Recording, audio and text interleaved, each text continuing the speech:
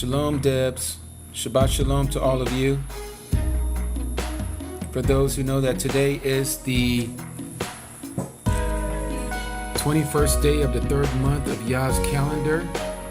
And these are the topics that we're going to be talking about. 2nd Kepha, chapter 3. 1,000 years equals a day. It's so nice to see you guys. So you see that here today. June 9th on the Gregorian calendar is actually the 21st day of Yah's third month. Okay? Again, the 2024-2025 is only there just to show us in our time frame of what we are and what we're in. Shalom to all of you. I'm so thankful for you guys being here. I must say at the very beginning, we were cut off last week because I had violated the community regulations of TikTok. So I just wanted to share with you all that I'm going to be mindful of my words this week and going forward from this point on, because the things that I want to share with you guys, I don't want it to all of a sudden I get cut off because I used the wrong word. So I have to definitely season my words with salt and make sure that I use the words that will not cause me to be disconnected from you all, because you are all my family, my eternal family. And the things that Yah has shown me, as I know he's showing you all as well, is confirmation of what is getting ready to happen in these last days. And so I just want to share with each and every one of you guys on this day that I was cut off last week, and pick up as the Ruach HaKodesh, the set-apart spirit, leads me and guides me to share with you all. Because I have a heavy heart this week, and let me tell you why. Because another one of our sisters, and I don't know if you guys know this sister, I'm not going to name her, but another one jumped ship because they do not see the name of Yahusha in the Old Testament. And it boggles my mind that they need to see his name in the Old Testament and not what he had performed through prophecy when he was here with us. And so that gives me a heavy heart this week. But with that being said, we need to pray for our brothers and sisters that they do not be led astray by these other teachings of men, these traditions of men. And so all that being said, I just want to share with you all what Yah has put in my heart. And if you have any answers, or any questions or comments, please share them with me. I'll try to look down at the screen every once in a while to see what you have shared with me, and for me to acknowledge what you're sharing so that we can have a dialogue here on this channel. So with that being said, Abba Yahuwah, we ask that you would lead us and guide us into your word. Open our eyes and our hearts and our ears, O Yah, for the time that is coming right now in our last days that you have given us to dwell. In Yahusha's name we pray. Hallelujah. All right, so we're going to start here in 2nd Kepha, or what we would call 2nd Peter, okay? And as you see here, we're going to be talking about the third chapter of Kepha's letter, okay? And there's a lot here to take in. So let me just start by saying this. Shabbat Shalom, Reedy, Marguerite. So here we start. This is now, beloved ones, the second letter I write to you, in which I stir up your sincere mind to remember the words previously spoken by the set-apart prophets. We know who these set-apart prophets are. They're from Isaiah to Malachi in the Old Testament, and of the commandment of the Master and Savior. Notice it says, and of the commandment, or it says command here. In your King James, it'll say commandment of the Master and Savior, spoken by your emissaries or your apostles. So it goes on and says, knowing this first, that mockers shall come in the last days with mocking, walking according to their own lust. Notice, brothers and sisters, we're seeing this, and this has been going on for quite some time. Those of us who know about the scriptures and know about what's coming in on prophecy, they will say, oh, where's the promise of his coming? And this is what it's going to say here in verse 4. And saying, where is the promise of his coming? For since the fathers fell asleep, all continues as from the beginning of creation. See how they're mocking? Notice how they're mocking our Creator. That he is not coming, that he is not going to set everything straight. But notice what it says in verse 5. For they choose. Notice this. For they choose. These are the mockers. They choose to have this hidden from them. That the heavens were of old, and the arets, or the earth, standing out of the water and in the water by the word of Elohim. And we know this happened from the time of Noah, through which the world at that time was destroyed, being flooded with water. And the present heavens, or the Shamaim, and the arets, the earth, are treasured up by the same word. Notice that the word is capitalized. That lets you know that it has to do with our Mashiach, our Master, our Savior, being kept for fire to a day of judgment and destruction of wicked men. We know that this is going to come after the 1,000 years. This is after when we rule as kings and priests with our Mashiach. But notice what it says here in verse 8. This is the verse that is going to get me to talk about how 1,000 years equals one day. Some of you probably heard this from other prophetic teachers, and you know this from your own studies. But I promise you, I'm going to share something with you probably never seen. And I hope that you stick around to find out. So let's read this 8th verse. And it says, but beloved ones, that's you and me, let not this one matter or this one thing be hidden from you. Yours might say a mystery, that with Yahuwah 1 day is 1,000 years, and 1,000 years as 1 day. Think about that for a second. Why would Kepha, Peter, all of a sudden bring this up about those who are talking about in these last days that these mockers shall come, who are walking according to their own lusts? And notice that he says, for they choose to have this hidden from them. Have what hidden from them? About how this world and why it stands is the way it stands. And this is why he says, beloved ones, let not this one matter be hidden from you. That with Yahuwah 1 day is 1,000 years, and 1,000 years is 1 day. This is a formula. What is this formula that we're being told here? Well, let me take you to Genesis. All of you know this. All of you have heard this. Many of you have read it. But I must show you something here, because it goes back to the very beginning. We know that all of what was created in Genesis, all 6 days had to do with his creation. Okay, how man was created on the 6th day, and that how he rested on the 7th day. Elohim completed his work, which he had done, and he rested on the 7th day. This is where we get our Shabbat, from all his work which he had made. So what? Elohim baruched, or blessed, the 7th day and set it apart, because on it he rested from all his work which Elohim creating had made. And so he says the same thing to us in Exodus chapter 20 about keeping the 7th day set apart. Keeping it set apart, which is the 4th commandment. But let's go back here to 2nd Kepha, because 2nd Peter is going to show us something as we continue on. Let me find it here. Hold on a second. Oh, I got to get over here on this side. I'm actually using a new scripture. Same scripture as this scripture, but it's just large print for my old eyes. So this is the scripture that I normally use, but this is the big bound scripture that I'm using now. Okay, ISR. And so it's easier on my eyes. So that's the reason why I'm using this. If anybody's wondering what I'm using, I'm still using the scriptures. It's just a larger print. And so let's continue. So we were in chapter 3, and we just got done speaking about verse 8, about how a day is 1,000 years, and 1,000 years is 1 day unto Yahuwah. Okay, notice what it says in verse 9. Yahuwah is not slow in regard to the promise, What is the promise?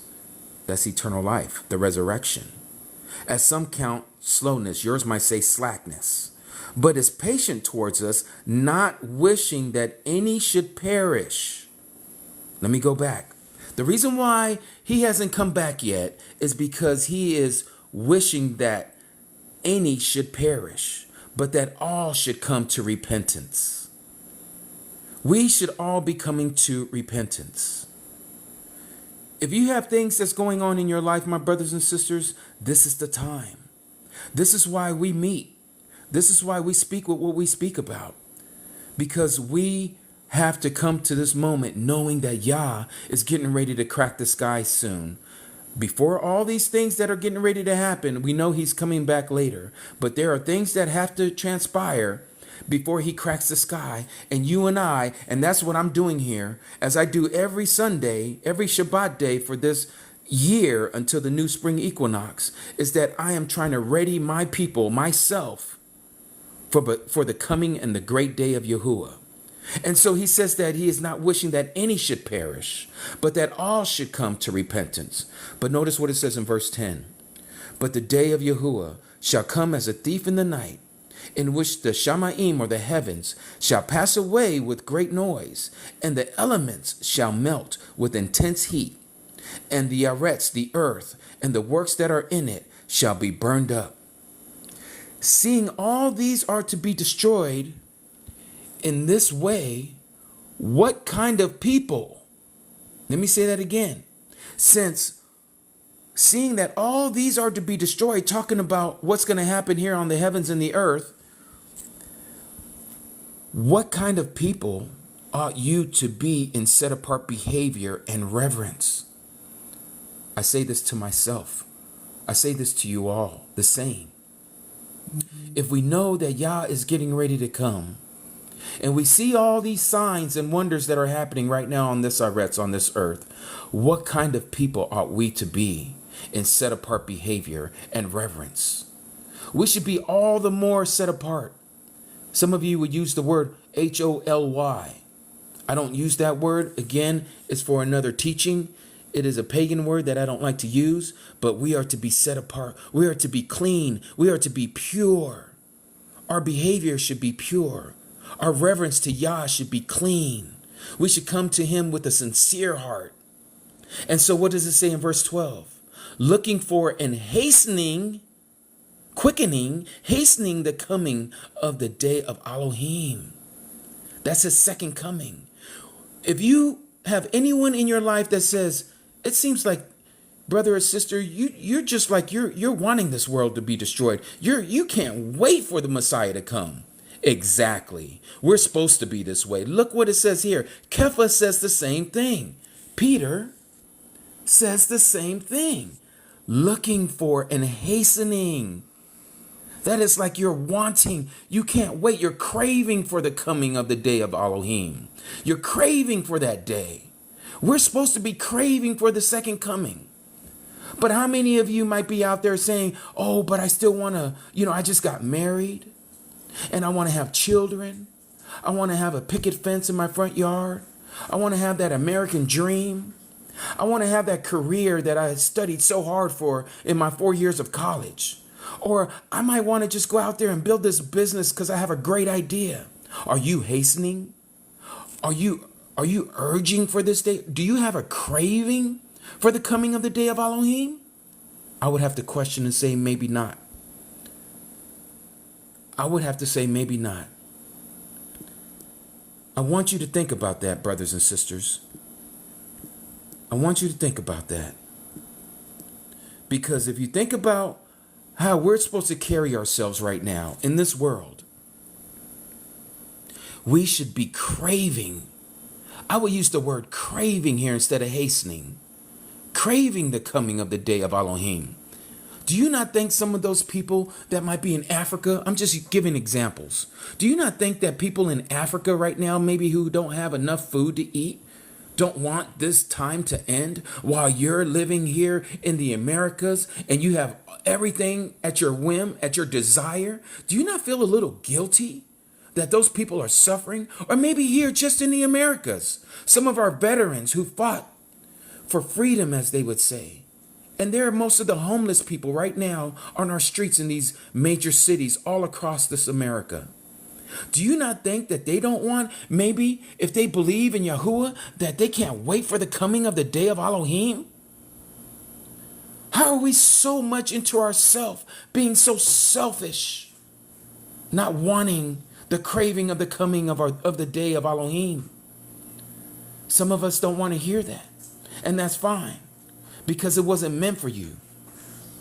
But for some of you, you know what you're doing is wrong.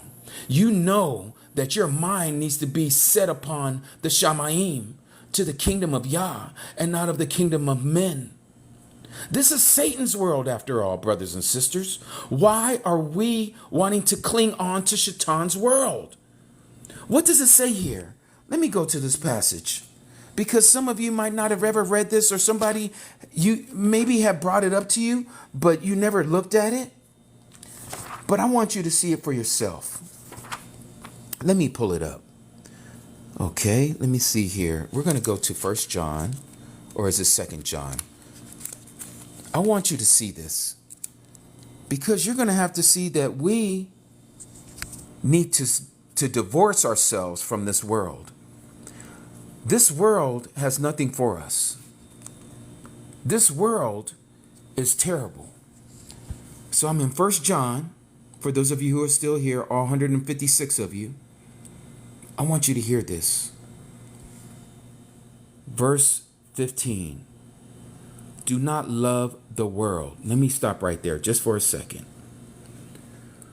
What does it mean to not love this world, my brothers and sisters? After what we just read in 2 Kepha and 2 Peter, how would you put this together?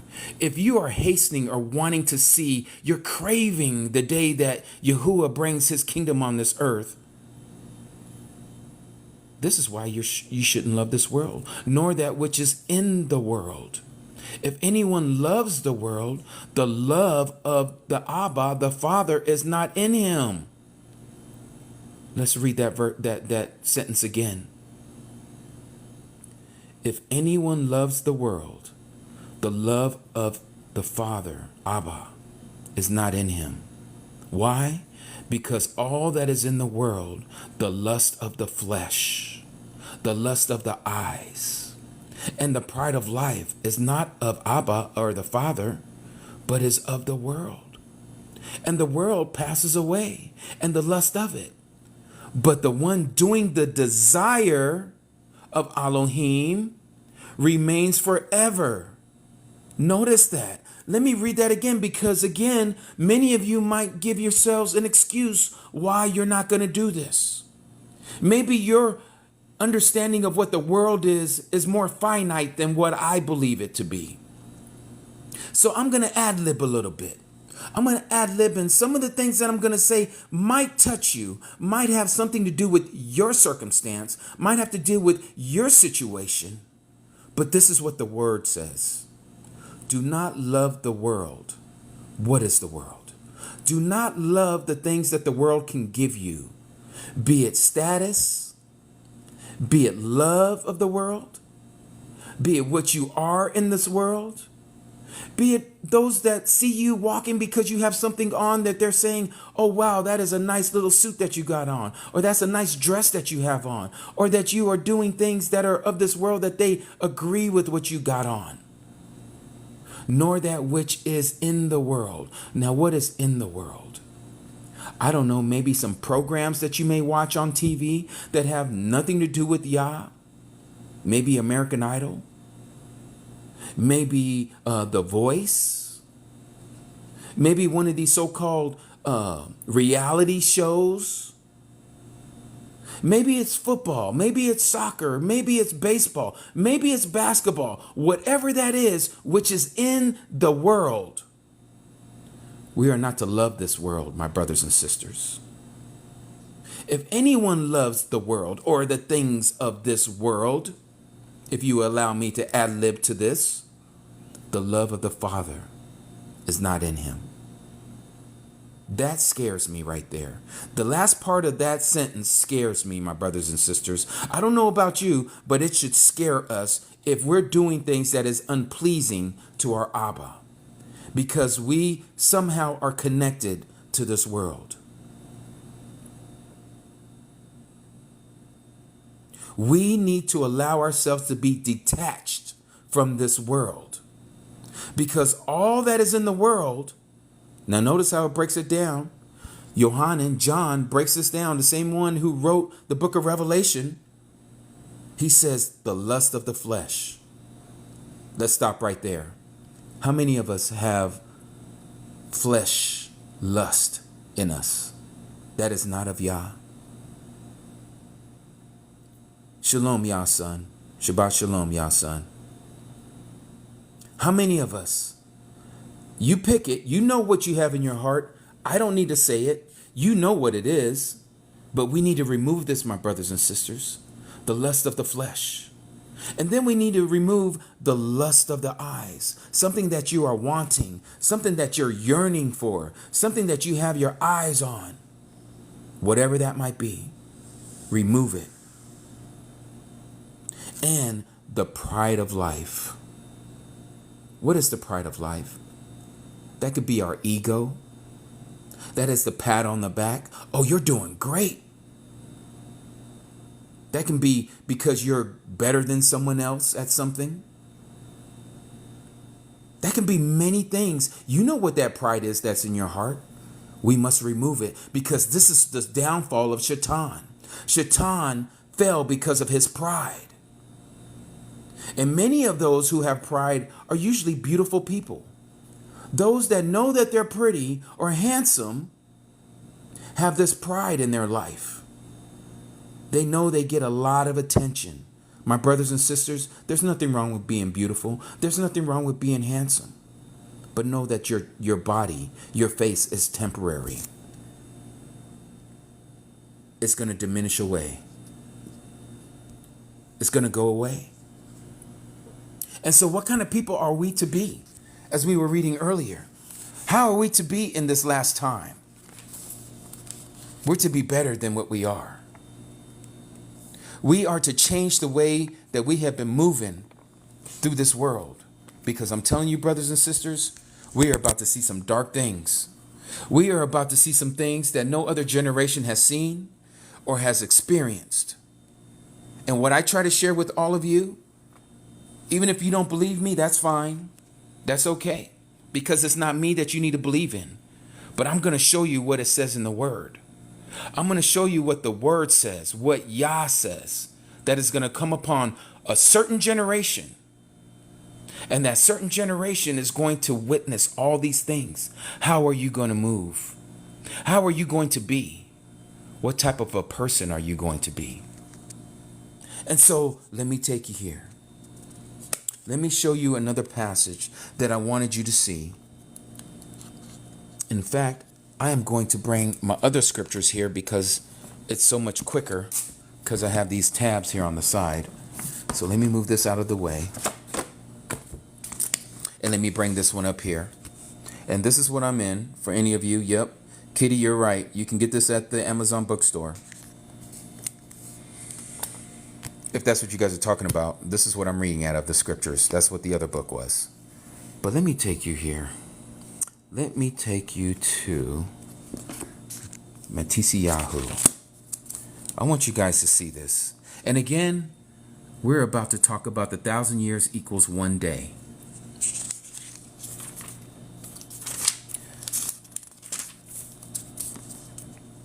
So I'm going to be reading from Matisyahu chapter 17 for those of you who are here. And I want you guys to understand what we're reading. This is the transfiguration at the mount. Okay, I wrote that in, as you can see. But let's read this. And after 6 days, notice that I have it underlined. After 6 days, Yahusha, reading from right to left, took Kepha, which is known as Peter, and Yaakov, who is James, and Yohanan, who is John, his brother, and brought them up on a high mountain by themselves. Notice this. And he was transformed. Who was transformed? Notice that the H is capitalized. That let us know that Yahusha was transformed before them. Before who? Before Kepha, before Yaakov, and before Yohanan, Peter, James, and John. And his face shone or shined like the sun. And his garments, what he had on, his clothes, became as white as the light. So now every piece of thread on his clothing started emanating light. Amazing. But notice what it says in verse 3. And see, Moshe, or known as Moses, and Eliyahu, also known as Elijah, appeared to them, talking with the Messiah. Moshe and Eliyahu appeared to them, to who? To Kepha, Yaakov, and Yohanan, also with Yahusha, and was talking with him, talking with Yahusha. And notice what Kepha says. And Kepha answering and said to Yahusha, Master, it is right for us to be here. If you wish, let us make here 3 booths or tabernacles, yours might say. One for you, the Mashiach, one for Moshe, and one for Eliyahu. So let me stop right there. Did you notice something that's kind of ironic? That's kind of weird? How did Kepha, because everything that we just read from verse 1 to verse 4, nowhere was Moshe and Eliyahu introduced to Kepha, to Yaakov and Yohanan, but somehow they knew who they were looking at when they came and started speaking with our Mashiach. It says, and see, Moshe, Moses, and Eliyahu, Elijah, appeared to them talking with him. And Kepha, Peter, answering said to Yahusha, Master, it is great for us to be here. If you wish, or if you will, let us make here 3 tabernacles or booths, one for you, one for Moshe, and one for Eliyahu. How did Kepha know that that was Moshe? How did Kepha know that that was Eliyahu? But it gets even deeper. Notice that the 2 that showed up, Moshe and Eliyahu, one who passed away, as we know in the book of Deuteronomy, at the age of 120, and Eliyahu, Elijah, who never saw death. And he was taken. He was taken to Yah. So what are we seeing here as a depiction? We are seeing those who have died in the Mashiach and those who are alive in the Mashiach. Can you see this? They appeared before our Mashiach. And Kepha knew who Moshe was without even having to be told that that was Moshe. Kepha knew that this was Eliyahu or Elijah without being told that it was Eliyahu, Elijah.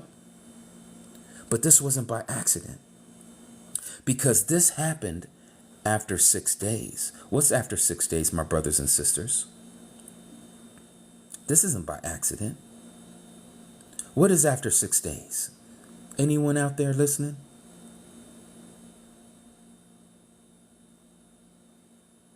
I'm waiting to see someone say it. Exactly, daily bread, the Sabbath, Shabbat, the 7th day. Hallelujah. You are all listening. You all can see this. You all can see that this wasn't by accident. What was revealed to Kepha, Yaakov, and Yohanan. And we might have read over this in chapter 17 of Matthew, and we never notice that there are golden nuggets here in the New Testament, where we have Moshe and Eliyahu appearing to Kepha, Yaakov, Yohanan before Yahusha.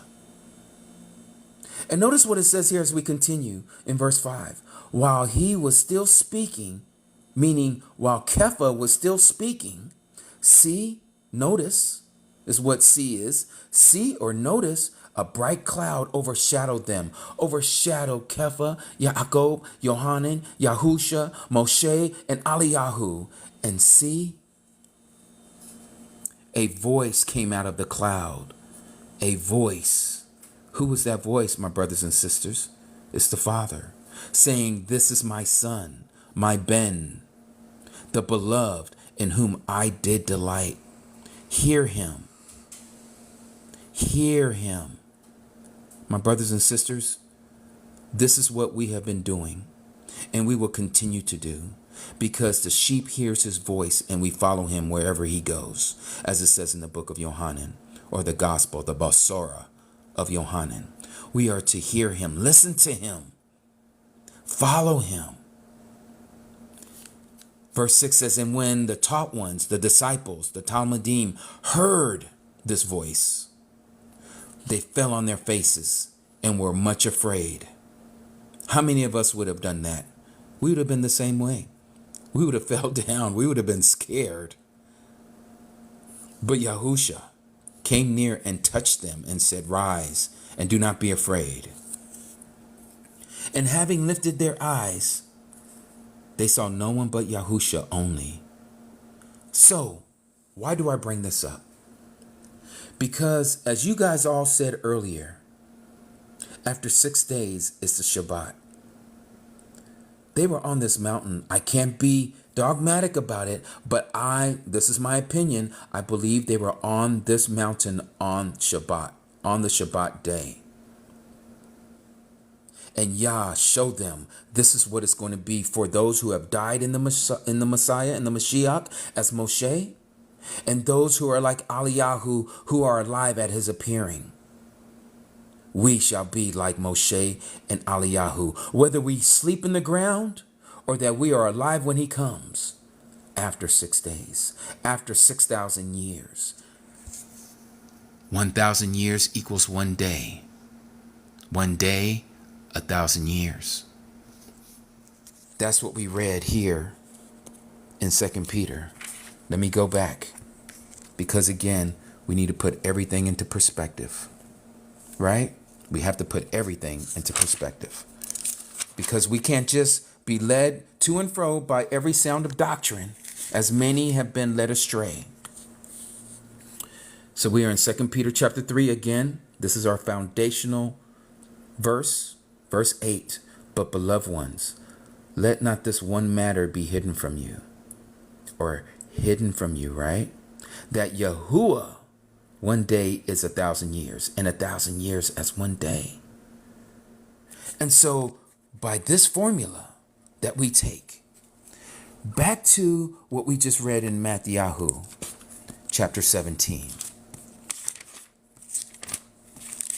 I want you guys to get this.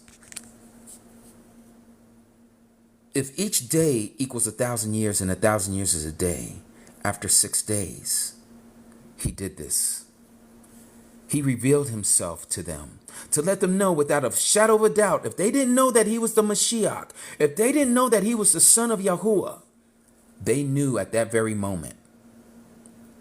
Which makes you wonder, and makes me wonder, how can Kepha, Peter, deny him 3 times when the Sanhedrin came for him? How can Yaakov and Yohanan, along with Kepha and the other 11 disciples, flee when they took our Messiah before the Sanhedrin? I'll tell you why. Because of fear. They were afraid that they too will be rounded up to put unalived on the tree. They were scared. Even after they saw this, just like the children of Israel that came out of the wilderness or out of the Red Sea and saw what happened to Pharaoh and his army, and they still were with unbelief.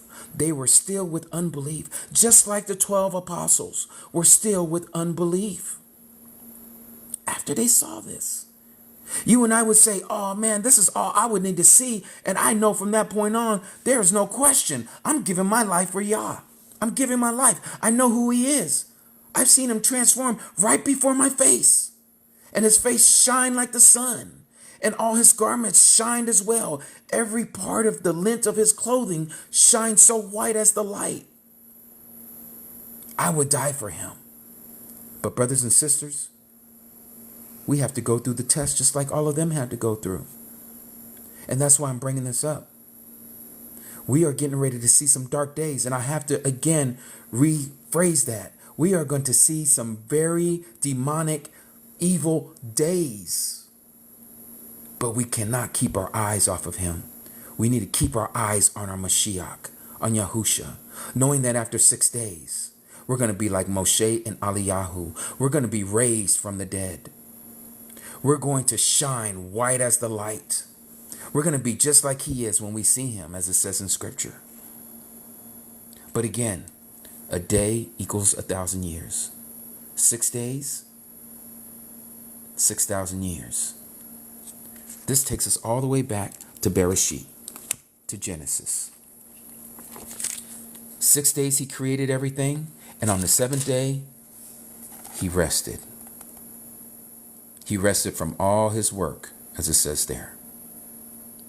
And we're going to rest, as it says here in Revelation chapter 20. What does it say there? You've all heard it. You've all read it. Chapter 20 of Revelation, verse 4. And I saw thrones, and they sat on them, and judgment was given to them. Who is the them? That is us.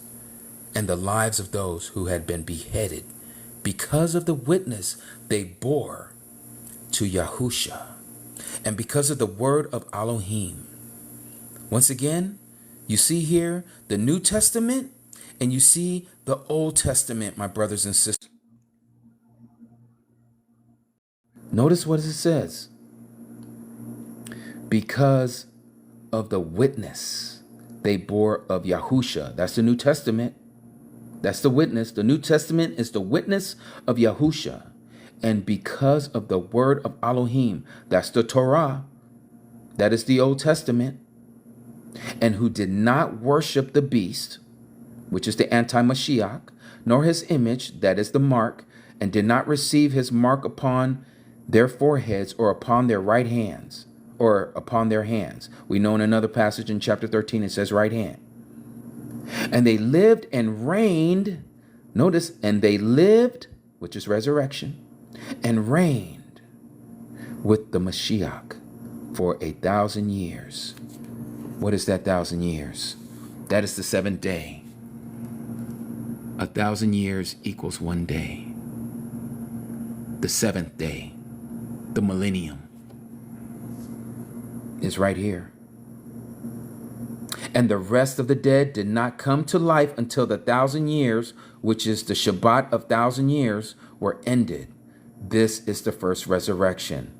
Baruch, or blessed and set apart, is the one having part in the first resurrection. That's you and me, my brothers and sisters. For the second death possesses no authority, no power over these, over us. But they shall be priests to Elohim, to our mighty one, and of Mashiach, the anointed, and shall reign with him 1,000 years. 1,000 years. That is the 7th day. A day equals 1,000 years. This is why Yah says that he spoke the end from the beginning. Let me find that in Yashayahu, in Isaiah. Let's go to Isaiah.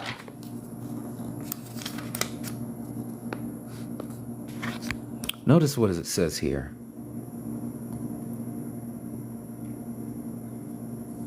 Yah says, and this is in chapter 41 of Isaiah.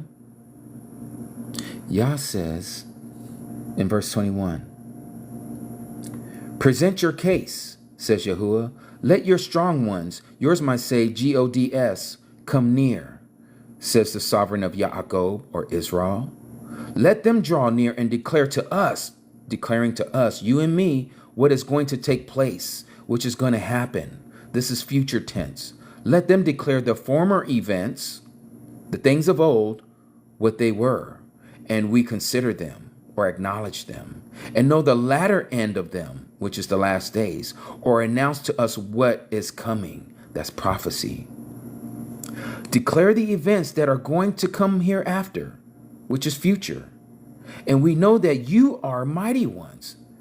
So Yah is making a mockery of those who believe in other deities, saying, let's see if your mighty ones can tell you of what's coming hereafter, in the future.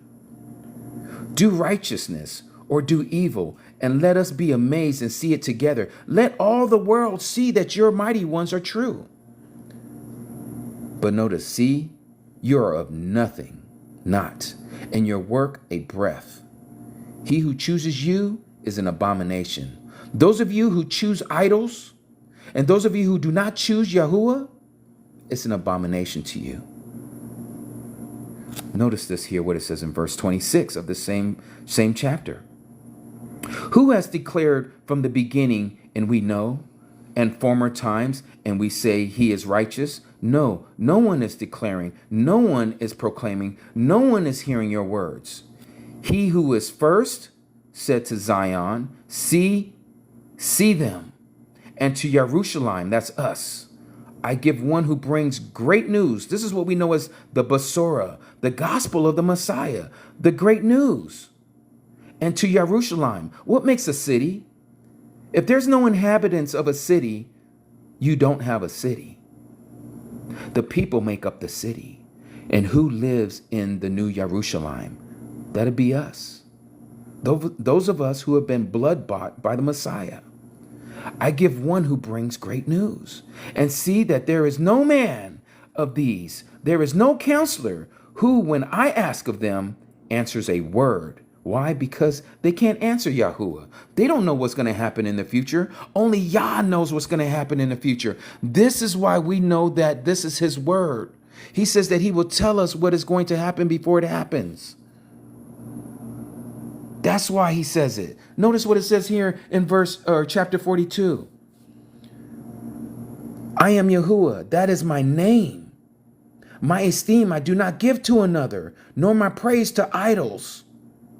See, the former predictions, that would be prophecies, have come, and new ones I am declaring. Yah says, I am declaring prophecies of what is going to happen. Before they spring forth, I let you hear them. Let me read that again. Before they spring forth, I let you hear them. That is prophecy. He is letting us know there is no one else, no other deity. He's letting us know you need to be for certain. You need to know that I am the one who holds all things in my hand. This is why when people say that Yahusha is not the creator, it blows me away. It blows me away to nothingness. Why do I say that? Because again, let me take you guys back for those of you who might not know. I know many of you who have been here for many a times, and you know what I'm talking about.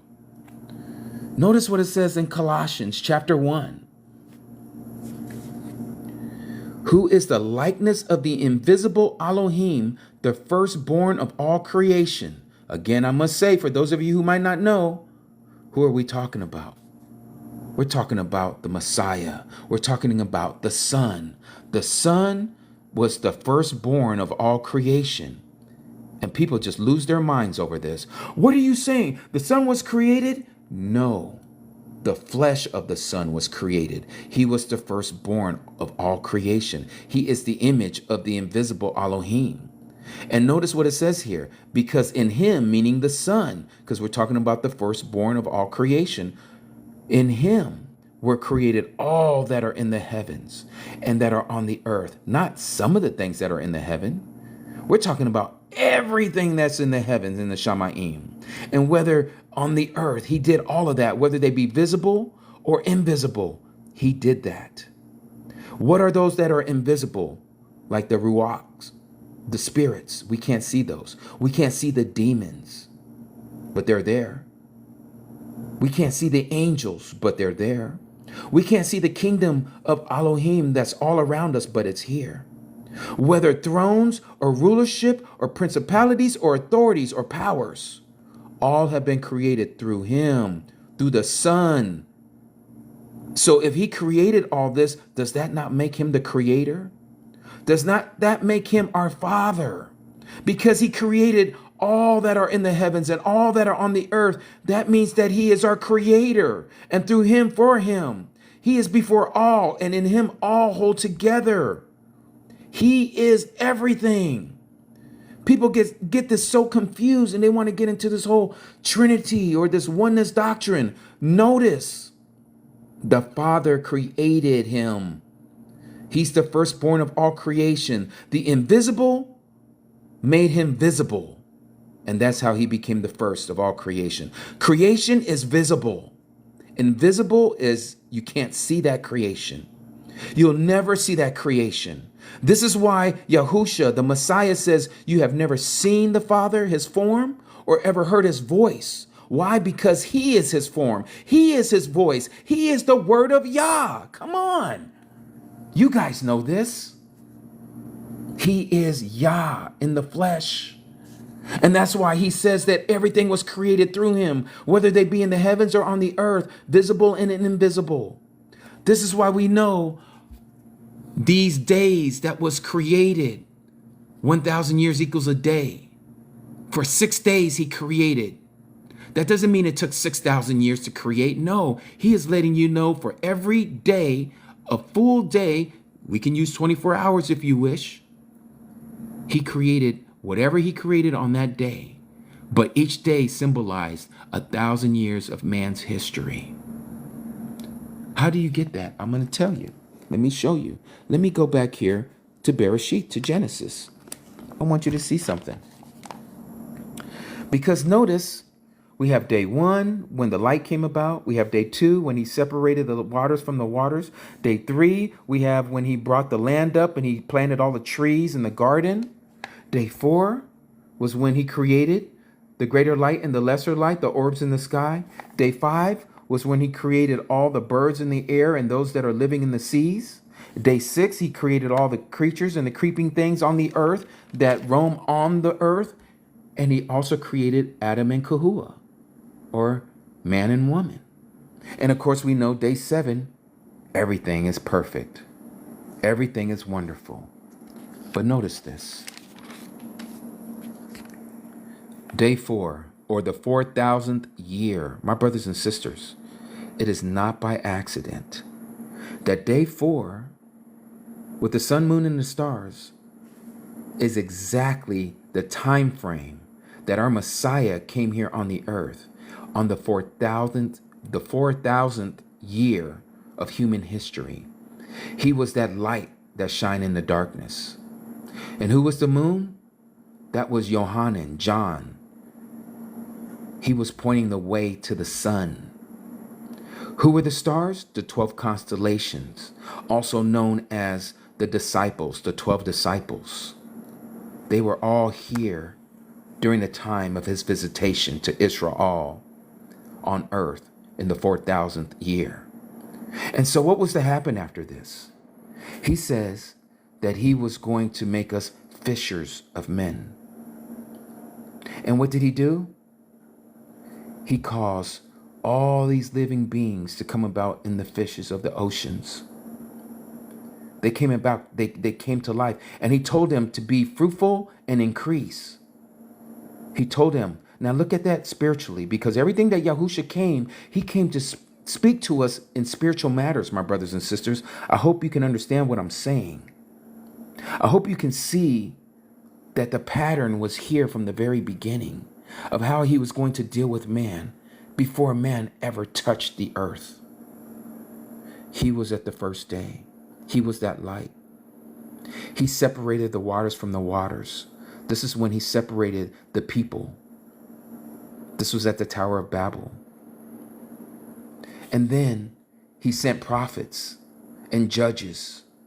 They were the trees, the righteous trees. They were to plant their seeds. This was also the time of Yaakov, Jacob, when the 12 sons of Israel started flourishing and multiplying. And the seeds were given to them. The word of Yah was given to them. That's what the seed represents. You can even find that in the parables in the New Testament. And every seed is going to yield of its own kind. If you're evil, let it be evil still, as it says in Revelation. If you're righteous, let your seed be righteous still, as it says in Revelation. And then the 4th day, he comes. He reveals himself to man. And then he teaches us how we are to share the word. Hence, they became fishers of men on day 5, or the 5,000th year, for that whole 1,000 years after our Messiah left. And day 6, he is making us into sons of Adam, to be perfect, to be ready for his coming, for his appearing, and that we shall have dominion over everything that is on the earth. Everything. We are to have dominion over this. And so when this happens, comes the Shabbat, the 1,000 years of rest. We will rule and reign with him because we showed that we were able to do that during this 6th day. Brothers and sisters, we are living in day 6. We are living in the 6,000th millennium. We have been given word that nobody else has had. He is making us perfect as he says he would. He is coming back for a bride without spot or wrinkle. This is what he is showing us. Speaking the end from the beginning, as he says in the book of Yashayahu in Isaiah. He is speaking the end from the beginning. And so what you see that is happening here in scripture, notice that everything was perfect after 6 days. And everything was perfect. Yah says everything was perfect, right? How did he say it here? Verse 3 of chapter 3. And Elohim blessed, or Baruch, the 7th day and set it apart, because on it he rested. Let me see here, because I got a wrinkle there. From all his work which Elohim created and that he had made, right? And so he Baruch this day because everything was perfect. Everything was well. And so we see in Revelation the same thing, that we are going to be ruling and reigning with him when everything is well. The millennial reign. And so it's like the scripture is going backwards now. It's going back to as it was before all of this happened in the Garden of Eden. As we rule and reign with him for 1,000 years, and shall reign with him 1,000 years, right? With the Messiah, with the Mashiach. We are going the other direction before this happens, as we're coming to this time that we're going to rule and reign with our Mashiach. Where are we at right now? This is where we're at. If you was to go backwards in the book of Genesis, it would be like you're going forward into time. I know that sounds crazy, but that is exactly what is happening. That is exactly what is happening. Notice what it says here in Genesis chapter 11. I want y'all to follow me now. Follow me with spiritual understanding. Please follow me what I'm saying here. This is chapter 11. This is the Tower of Babel. And all the Arets, the earth, had one language and one speech. Let me stop right there. In our time of modern technology, my brothers and sisters, we can use Babel, we can use Google Translate, we can use all these things to bridge that gap that we have between other languages. For that matter, we have an international space station, if you believe in it or not, but there's an international space station where all the countries come together with one purpose, with one mind. And not only the ISS, but even with United Nations, the World Economic Forum. I have to be mindful with my words here on TT because they will banish me. So let me be careful what I'm talking about. You all know what I'm talking about. The governments of this world are coming back together. We're going backwards in the book of Genesis. We are at this time right now. We're back at the Tower of Babel. This is why it says in Revelation chapter 17 and chapter 18 about Babylon, the mystery Babylon, the mother of harlots. We are back at this point again.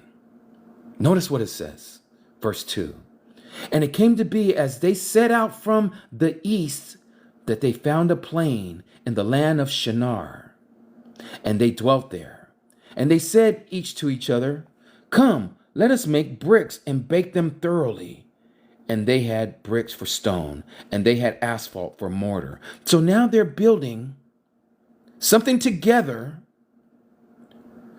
with a purpose in mind. And it says this, and they said, come, let us build ourselves a city and a tower whose top is in the Shamayim, in the heavens, and make a name for ourselves, lest we be scattered over all the face of the earth. Notice that they prophesied over themselves what was going to happen to them. They wanted to make a name for themselves, but the same thing that they thought that they were going to be able to not happen is exactly what happened at the Tower of Babel. They were scattered all over the face of the earth. Hence why we have all these different languages. But we're going backwards. We're going backwards. We're going back to where everyone had one language and one speech, meaning that we're able to communicate.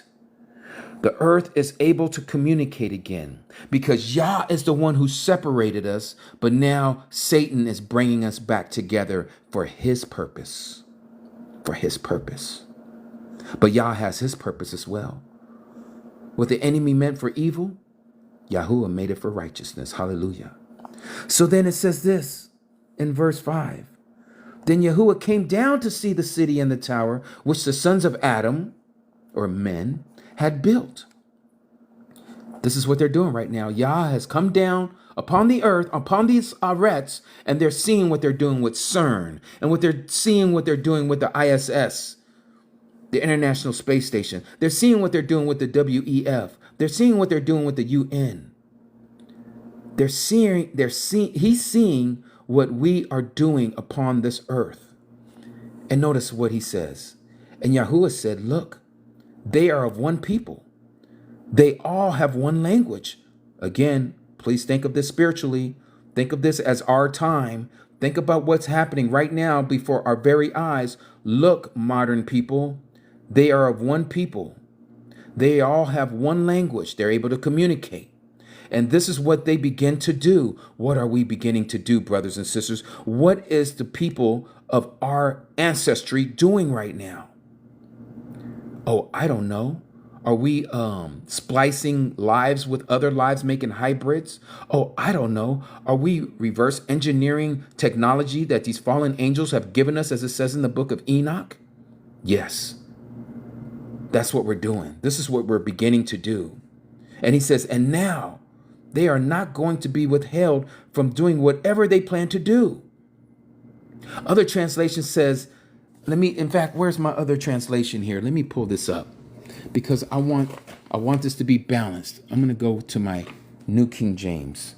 Let me go here. Let me read this same passage in Genesis chapter 11. I want you all to see this. And I think you guys are seeing this because Yah has given you all the Ruach HaKodesh so that you can see what I'm talking about. And this is what they're doing. This is what they're doing right now. Genesis chapter 11. I'm going to start at verse 5. And of course, I'm going to use the words in replacement of these pagan words that they put here in the New King James. But Yahuwah came down to see the city and the tower which the sons of Adam had built. And Yahuwah said, indeed, the people are one, and they all have one language. And this is what they begin to do. Now, nothing that they propose to do will be withheld from them. Come, let us go down and therefore confuse their language, that they may not understand one another's speech. So if Yah would not have come down with his mighty ones, his angels, to separate everyone from what they were doing, there was nothing that they are proposing that would be withheld from them. Brothers and sisters, are we not seeing the same event happening right now? Our people are doing the same thing once again. The people have come together as one. They have become one. Look, indeed, the people are one. They have unified, and they all have one language. They're able to communicate. And this is what they begin to do. What are we beginning to do? We're doing many things, my brothers and sisters. I don't have to say it here. You all know what I'm talking about. Life expectancy, all the cybernetics that's going on, the beast system that's happening before our face, the marking of every man, woman, and children that's getting ready to happen with that technology. This is what they're beginning to do. Now, nothing that they propose to do will be withheld from them unless, I have to add unless, he says, come, let us go down.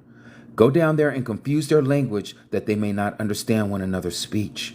Brothers and sisters, I must tell you, he's coming back down again. He has to come down and stop what man is doing. You want proof? Let me take you. Let me take you to the book of Matthew, because this is why all of this is happening again. There is nothing new under the sun, as it says in Ecclesiastes.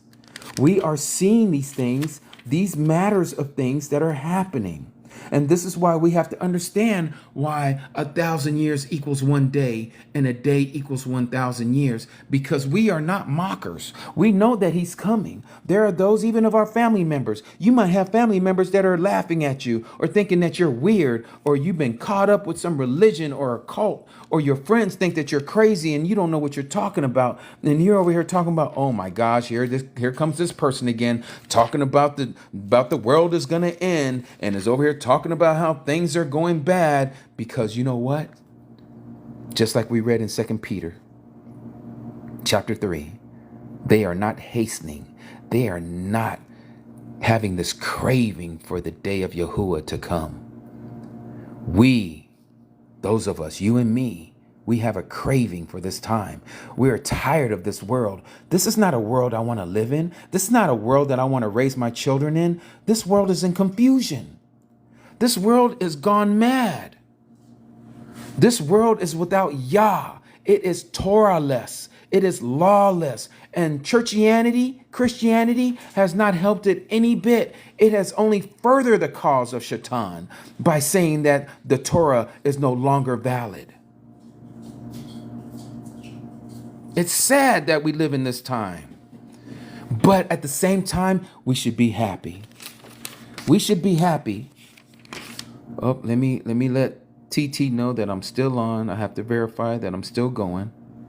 Hallelujah. Verification complete. So, why do I want to bring this up here? There's a passage here that I want to bring up, and I hope I can find it.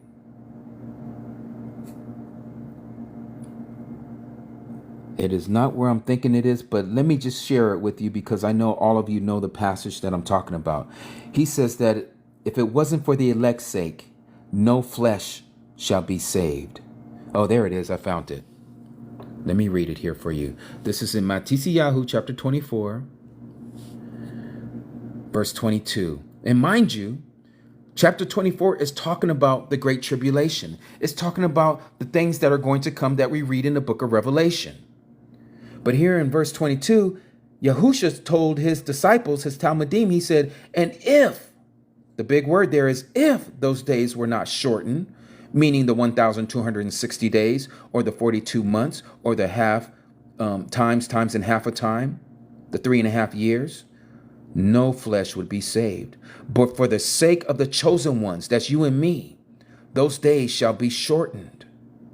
He will have to shorten those days, my brothers and sisters. Why? Because just like what we read in Genesis chapter 11 about, look what's happening right now on the earth. If he doesn't come back and stop what is going on, no flesh shall be saved. But he's doing this for our sake. Yours might say for the elect's sake. For those days shall be shortened for the elect's sake, or the chosen one's sake. That's you and me. That's right, oil of truth. That passage lets you know that the pre-trib rapture is a lie. It is so true. I've shared that on some of my other lives, that we have been duped. We have been lied to. And this is why you have to understand what the 1,000 years equals a one day means. And let me take you to another one, because now you got me stirred up. Let me see here. Where is this? Hallelujah. Oh, Hosea. Let's go to Hosea. Hosea chapter 6. Again, I have to have you guys understand what we're talking about. 1,000 years equals one day. Remember that. As you hear me bring up these passages about day 1, day 2, day 3, all the way up to day 7, I want you to remember that a day equals 1,000 years. And it's only to the ones that I'm showing you. This doesn't mean everywhere in scripture that this is a blanket statement. Do not use it that way, because this is talking about prophecy. A prophetical year, or excuse me, a prophetical day equals 1,000 years. You'll also find a prophetical day will also equal a year. One day for a year, as it is in the book of Yirmiyahu. But you have to use it where it is supposed to be applicated, okay? And here, what I'm getting ready to read in Hosea chapter 6, we need to use the same thing, because it's the only way that it makes sense. And you'll see what I'm talking about as we read it. Here we go. Hosea, okay, chapter 6, verse 1.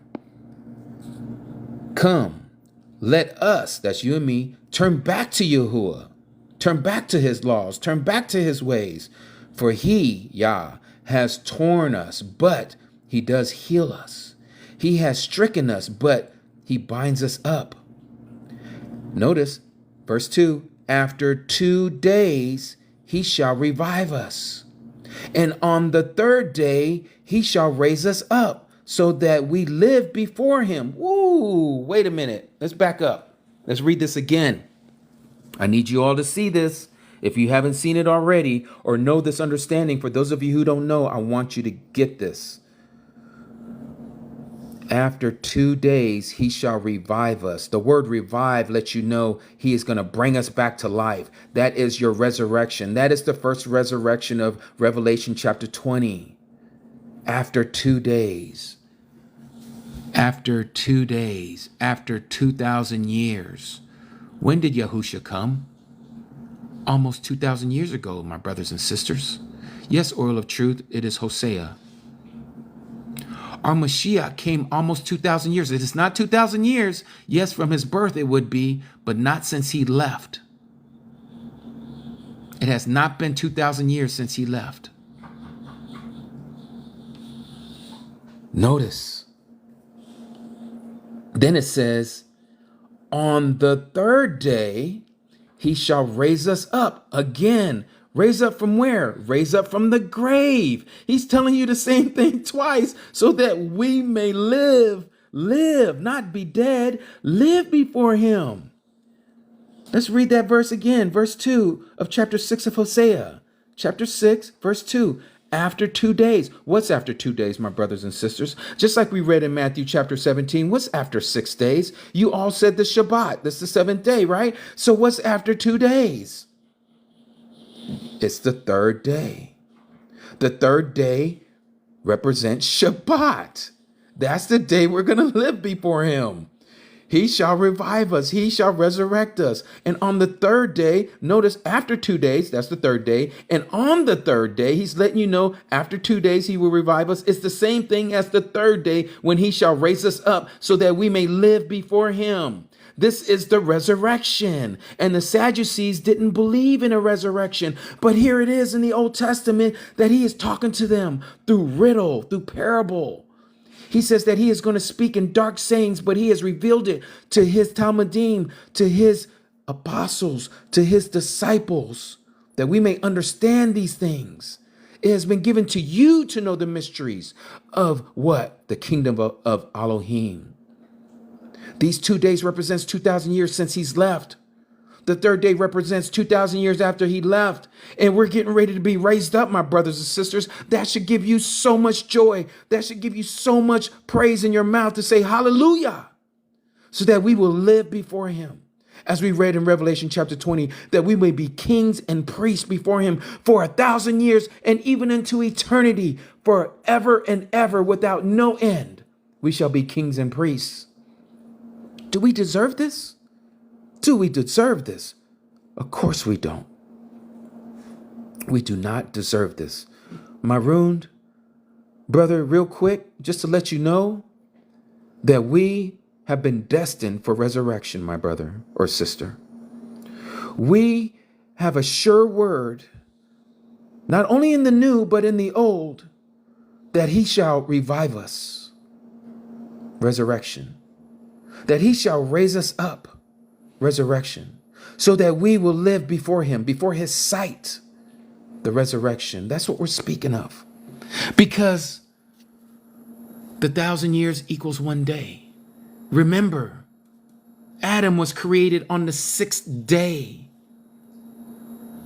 and he rested on the 7th day. He was made, if you go back and look at Genesis chapter 1, you'll know that he was the last thing that was created. Let me back up. The woman was the last thing created, but the man was the last thing created on that day. The woman, if you read the book of Yobalim, also Jubilees, you will know that she was created 2 weeks later on the same day, on the 6th day. And so when she was created, she also entered the Sabbath rest. And Adam looked at his woman and said, flesh of my flesh and bone of my bone, her name shall be woman. A womb man, a man with a womb, as we would say in English, Kahua, the giver of life. And so I say all that to say this.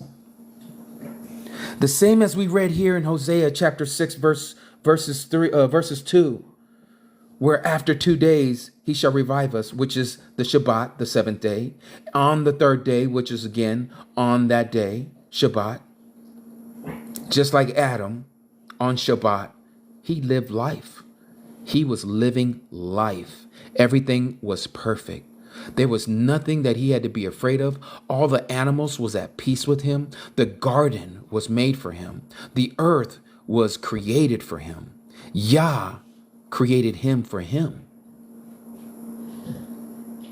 This is why all this happened. And so as we continue on, you're going to see what it says here in Genesis. I want you all to see this, because it's going to line up with everything that we're talking about. And we're going to go to chapter 6. You all know this. Other people have used this just to talk about the giants. But I'm going to read Genesis chapter 6, starting at verse 1. And it came to be, when men began to increase on the face of the Arets on the earth, and daughters were born to them, that the sons of Elohim, we know who these are the fallen angels, saw the daughters of Adam, women, that they were beautiful. Okay, they put the word G-O-O-D, but they were beautiful. They were pleasing to the sight. They were attractive.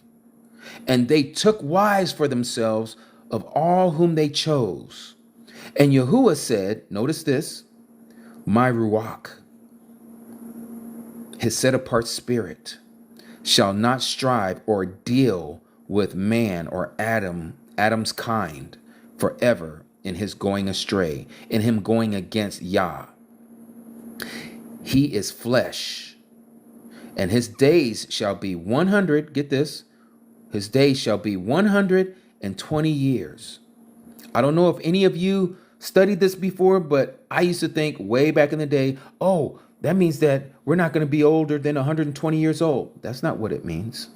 Because if you continue on reading throughout Genesis, you'll see that Noah lived to be 950 years old. You'll see that his sons lived way over 120 years old. You'll see that there's many of those. Even Yaakov, we're talking about generations later. Jacob, I think he died at the age of 127. So is Yahuwah a lie? Or is this not what he meant when he says that he shall not strive with man forever, that he is flesh and his days shall be 120 years? What does this mean? Some say, oh, that means that Noah had 120 years to build an ark. That could be. But let me tell you what it means in the spirit, in the Ruach. 120 years, my brothers and sisters. Before I even go into that, I want to show you where we find the number 120 years again.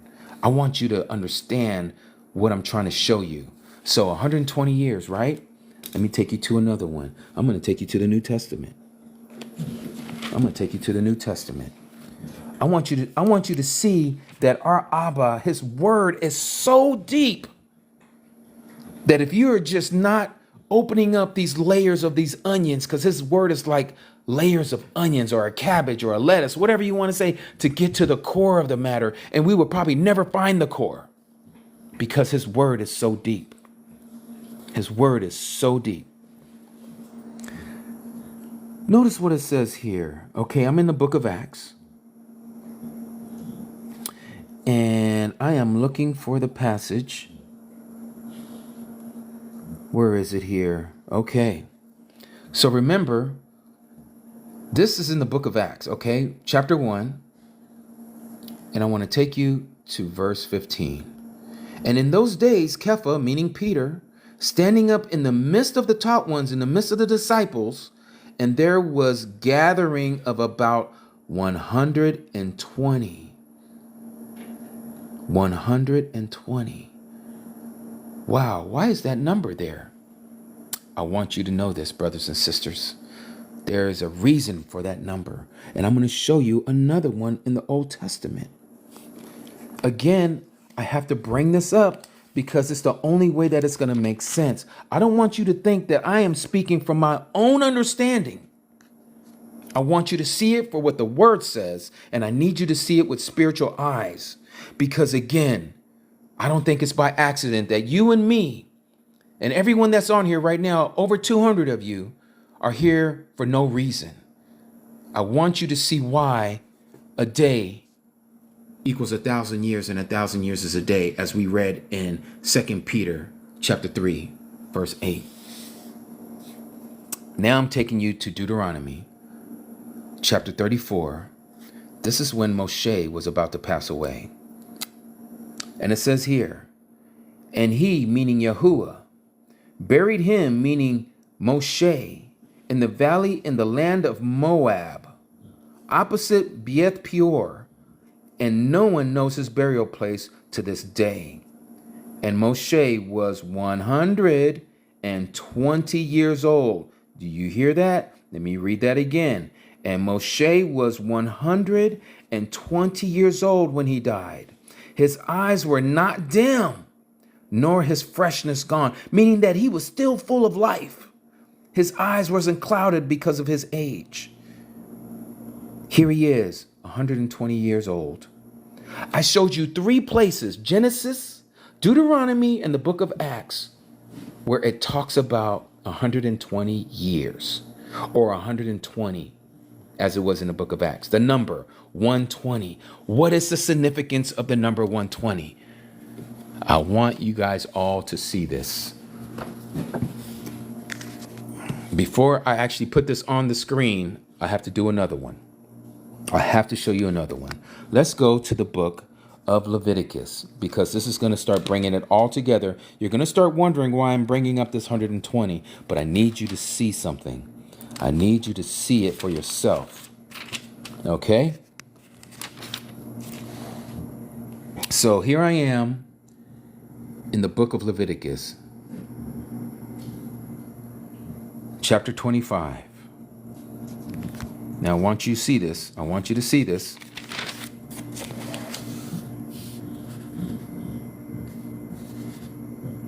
Starting at verse 8. And you shall count 7 Sabbaths of years for yourself, 7 times 7 years. And the time of the 7 Shabbat of years shall be you 49 years. Notice it says 49 years. You shall then sound the shofar, that is the trumpet, on the 10th day of the 7th new month, on Yah HaKippurim. Okay, that day is the Day of Atonement. Cause the shofar, the ram's horn, to sound through all your land. Notice what the next verse says. And you shall set the 50th year, which is after the 49 years of 7 sevens, Proclaim release throughout all the land of all its inhabitants. It is a Yobal. That's where we get Jubilee for you. And each of you shall return to his possession. Notice what happens at the time of Yobal. Every 50 years, you are to return to your possession, and each one you to return to his clan or your tribe. The 50th year is a Yobal to you.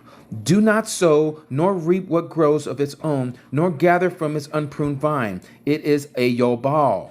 It is set apart to you. Eat from the field its crops. In the year of this Yobal, let each one of you return to his possession. Notice what it says again.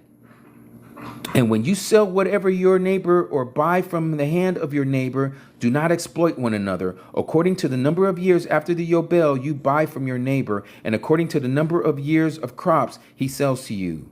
Okay, and it goes into what the Yobal is talking about, but the end of it is this. We let each one of you return to his possession. That's what I need you to understand.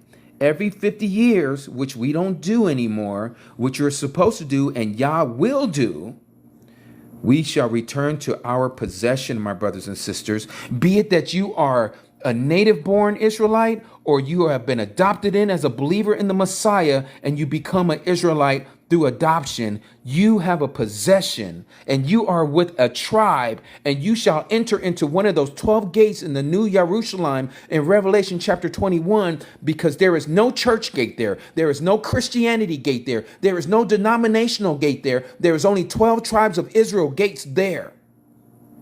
And we will all be connected to one of the 12 tribes. Which tribe? I don't know, but Yah knows which one you will be part of. You will then become part of that possession where you are supposed to be, where you are supposed to be with your people. That's what we were reading here about what happens at the time of Yobal or Jubilees. Let each one, here in verse 13, in the year of Yobal, let each one of you return to his possession. We shall all return to each one of our tribes, be it that we're adopted or native born, my brothers and sisters. I need you to understand that. You have a tribe that you are connected to. What tribe that is, we have no idea right now.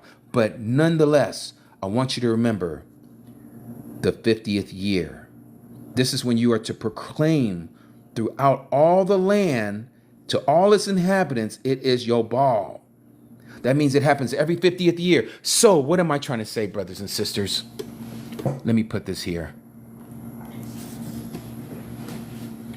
I am going to put 120 years, okay? Abbreviated, or excuse me, my bad. 120 Jubilees.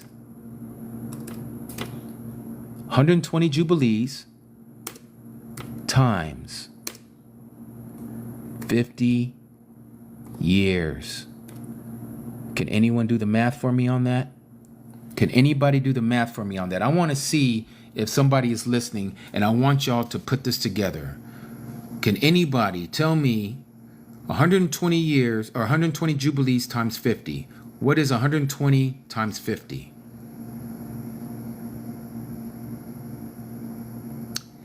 The one and only, yes, 6,000. Homemade, 6,000. Lori, 6,000.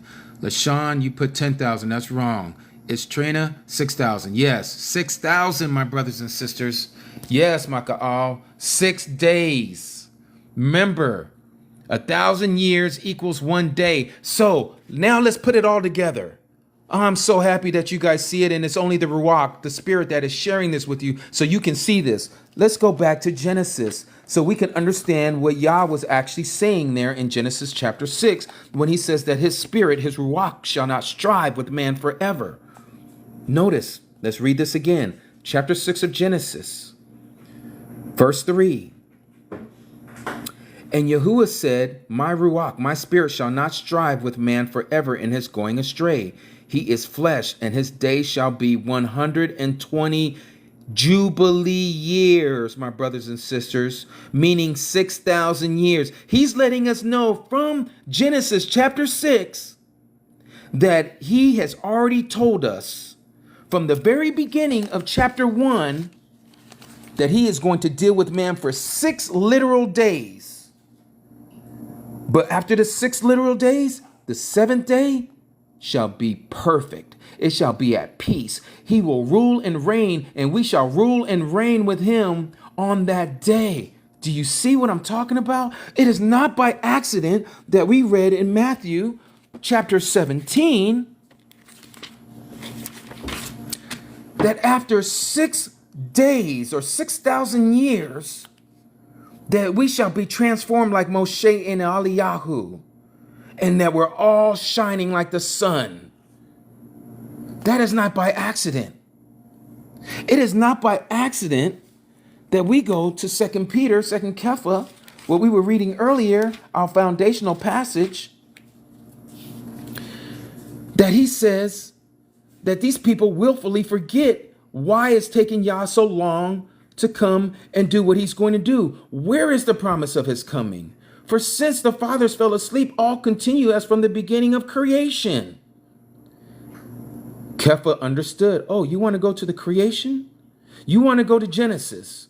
Oh, but you don't understand. You don't understand. You do not have the Ruach HaKodesh to be able to understand his word. It's above your head. Because if you knew, you would know this. Let not this one matter be hidden from you, O mocker, that with Yahuwah 1 day is 1,000 years, and 1,000 years is 1 day.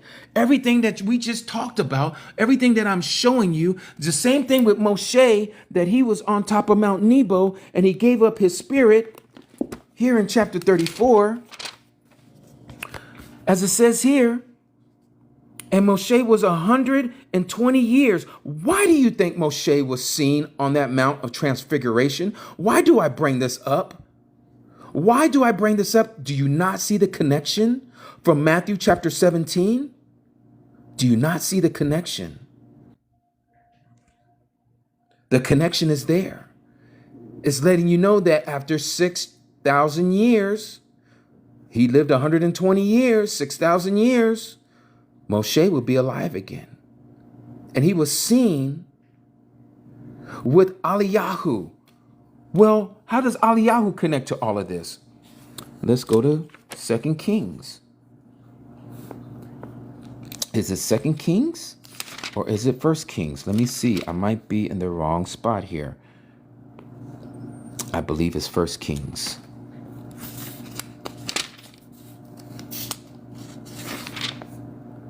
Oh, wait, is it there? Oh, let me see here, brothers and sisters. I need to find it because I want you all to see that as well. And I don't have it before me. Let me just check something here because I might. Oh, yes, I need to find it. I believe it's in Kings. I need to find it, but let me say this, and I will show it to you. I need to find it. It is not by accident that Eliyahu, Elijah, was also on that Mount of Transfiguration. If you all recall, for those of you who have studied your scripture, you remember that Eliyahu was taken. Shalom when I see you. Shalom when I see you. Shabbat shalom, brother. Or sister, I'm sorry, Sister Nazareth. My bad. My fault. Forgive me. So, Eliyahu.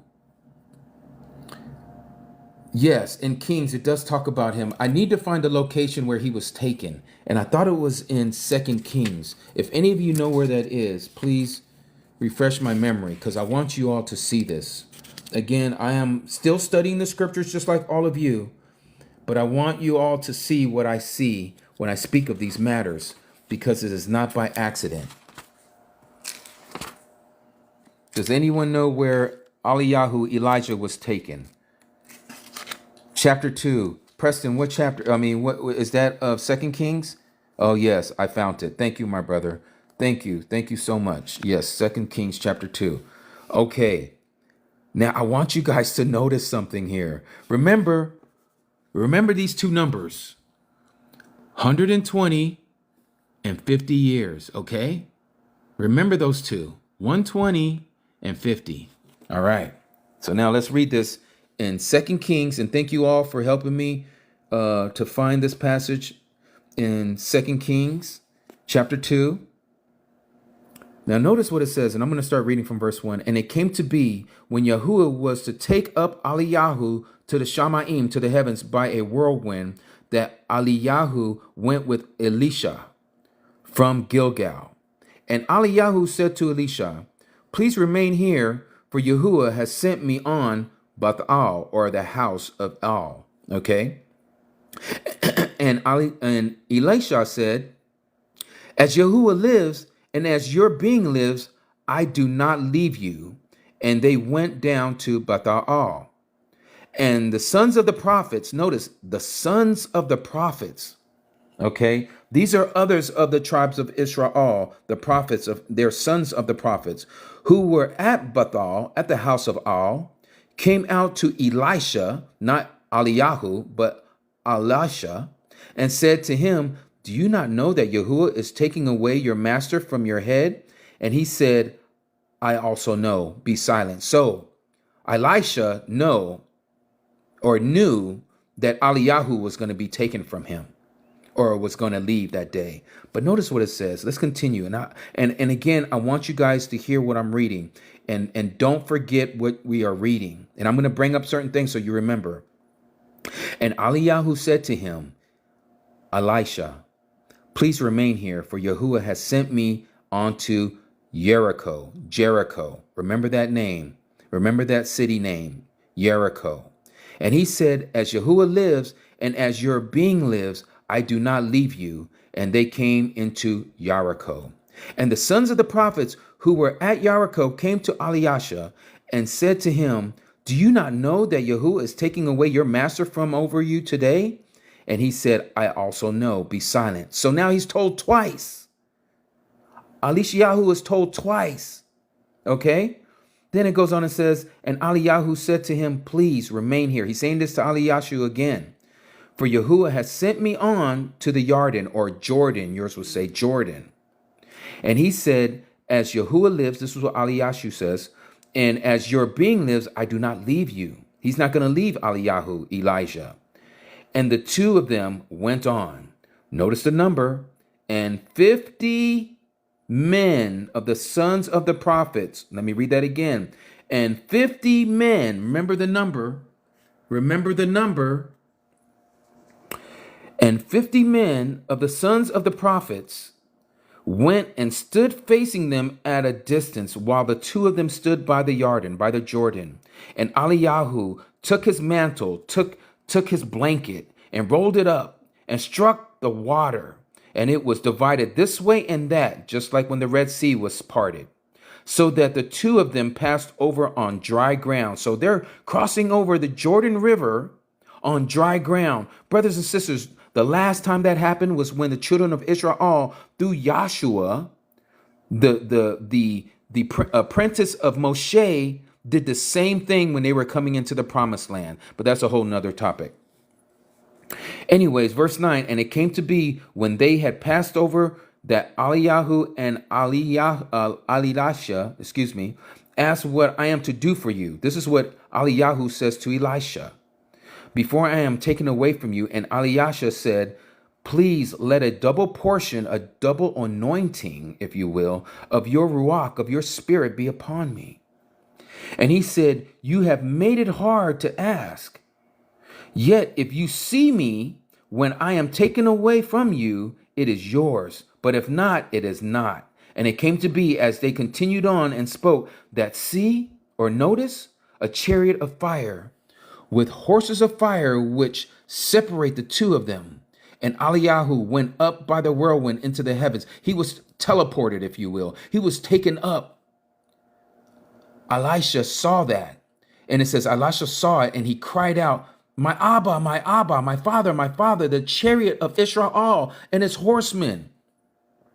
He saw what we would call today a vehicle on fire.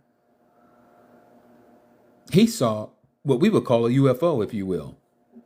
And he saw him no more. Then he took hold of his garments and tore them into two pieces.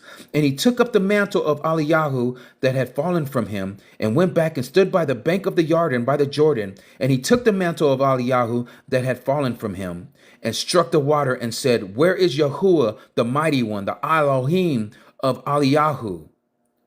And he struck the water, and it was divided this way and that, and Elisha passed over. So that lets you know that the anointing that was given to Eliyahu or Elijah was given to Elisha or Elisha. But notice here, verse 15. And when the sons of the prophets, these are the 50 prophets, remember what we read earlier, the 50, okay? Where is it here? Where is that number? I should have. And the 50 men of the sons of the prophets, okay, verse 7, went and stood facing them at the distance, right? So they're watching all of this. They're watching this. And when the sons of the prophets who were from Jericho saw him, they said, the Ruach of Eliyahu rests on Elisha. So they knew, because they're prophets, they're sons of prophets. They knew that the anointing was now given to Elisha from Eliyahu. And they came to meet him and bowed to the ground before him, giving him obeisance, right? And they said to him, look, there are 50 strong men with your servants. These are the same ones, the same 50. Please let them go and search for your master, lest the Ruach of Yahuwah has taken him up and cast him upon some mountain or into some valley. And he said, send no one. Why? Because Elisha, he knew where he was going. So I read all of that to say this. Remember the number 50. Remember what we read here in Matthew chapter 17. I want you guys to see this again. Now let's look at this with new eyes. Matthew chapter 17, verse 1. And after 6 days, we all agree after 6 days is the next day, which is Shabbat, or the seventh day, or as we understand from 1,000 years equals a day. This was symbolically letting us know what was going to happen after 6,000 years. Yahusha took Kepha, Yaakov, and Yohanan, the disciples, and brought them up on a high mountain. That high mountain would be Mount Zion, okay? Mount Zion, or to say heaven, by themselves. And he was transformed before them. Our Creator, our Messiah, was transformed before them, and his face shined like the sun, and his garments became white as the light. But now I want you to remember and see Moshe, 120, and Eliyahu, 50, appeared to them, talking with him. And Kepha answering and said to Yahusha, Master, it is right for us to be here. If you will or wish, let us make here 3 booths or tabernacles, one for you, one for Moshe, and one for Eliyahu. But there's no need for Kepha to do this. Why? Because Yahusha says, I go to prepare a place for you. And where my Father dwells are many mansions. There's no need for Kepha to make any booths for Moshe and Eliyahu. No. But what we're seeing is the resurrection. The 120 and the 50. 120 Jubilees and 50. Are you guys seeing what I'm seeing? This is not by accident. Remember, after 6 days, Yahusha did this. And who shows up? Moshe. He died at 120 years old. And Eliyahu was taken up. And 50 of the sons of the prophets saw him. Why 50? Why wasn't it 40? Why wasn't it 60? Why was it 50? Why did Moshe not die at 121 years old? Why did he not die at 110, but 120? And this happened after the 6th day. And here it is. The resurrection hasn't even happened yet, but Moshe is alive. Kepha knew who he was, and no one told him that this was Moshe, but he knew that it was Moshe. How did he know that was Moshe? Because they was taken in the spirit. They were taken into the Ruach. They were teleported into the future, my brothers and sisters, on this mountain where Yahusha was transfigured. They had experienced what Yohanan in the book of Revelation experienced. They were taken in the spirit. They were taken in the Ruach. And this is why no one had to tell Kepha that was Moshe and that was Eliyahu. He already knew. Telepathy? I don't know. But he already knew.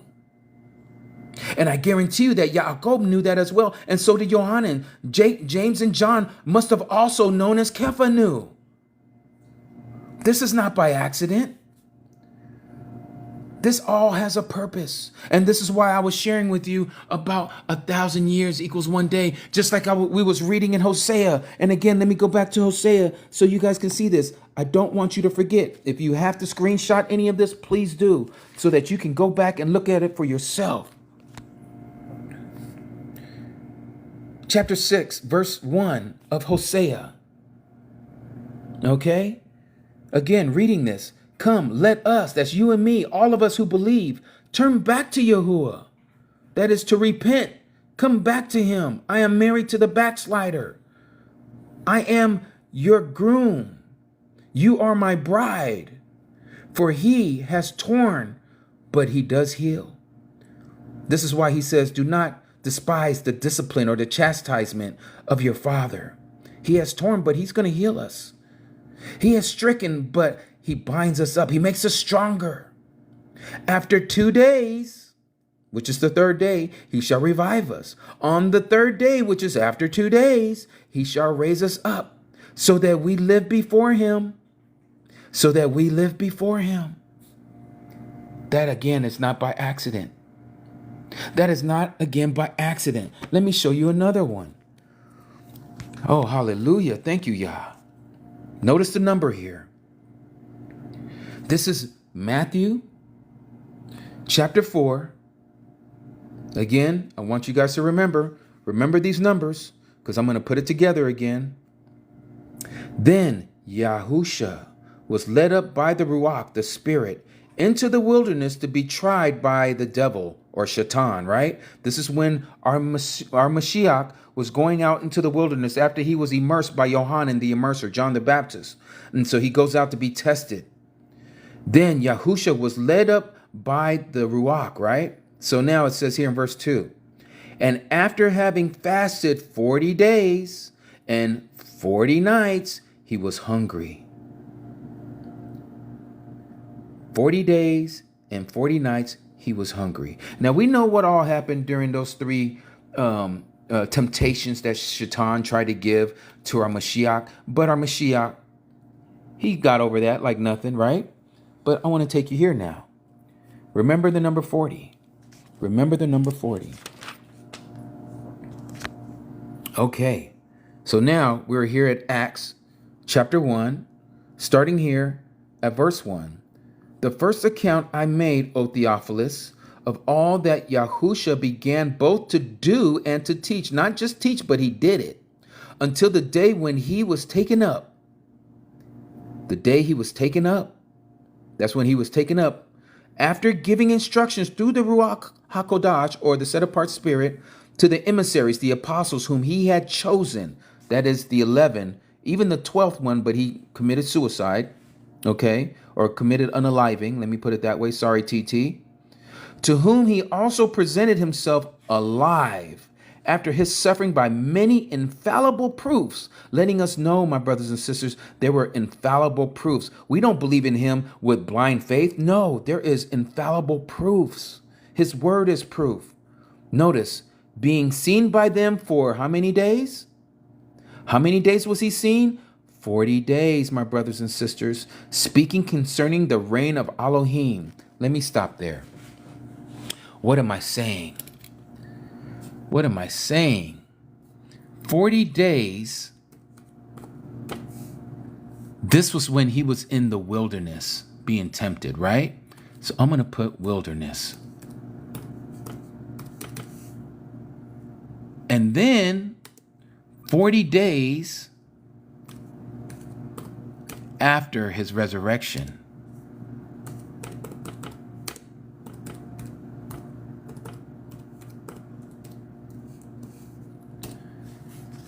So we got 40 days in the wilderness and 40 days after the resurrections, my brothers and sisters. I want y'all to think about that for a second. Our Messiah's ministry started with 40 days in the wilderness. Our Messiah's ministry ended at 40 days after his resurrections. Do you think that's by accident? Do you think it's by accident that we have so many places in scripture where we had Noah's flood, 40 days and 40 nights that it rained, or Moshe was on the mountain for 40 days and 40 nights, or that the children of Israel were in the wilderness for 40 years. Okay, or that the spies from Israel went into Palestine or Canaan for 40 days. Or that what we just read here about our Messiah being in the wilderness for 40 days, being tempted by Shaitan, and then being seen by infallible proofs for 40 days after his resurrection. Do you think that's all by accident, that those number of 40s continue to happen throughout Scripture? Let's put it together, my brothers and sisters. Let's put it together. Let's see this. Here we go. 40 times 50. What does that add up to, my brothers and sisters?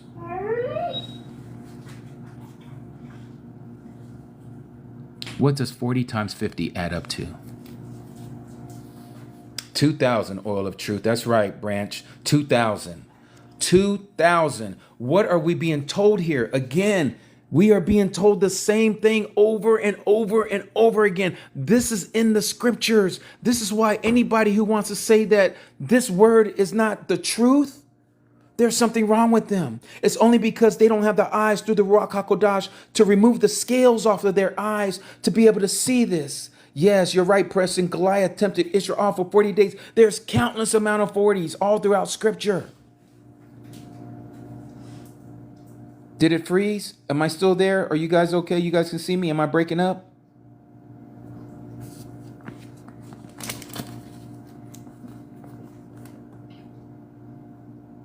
Here it is, Heather. Okay, so I'm coming through okay? Okay.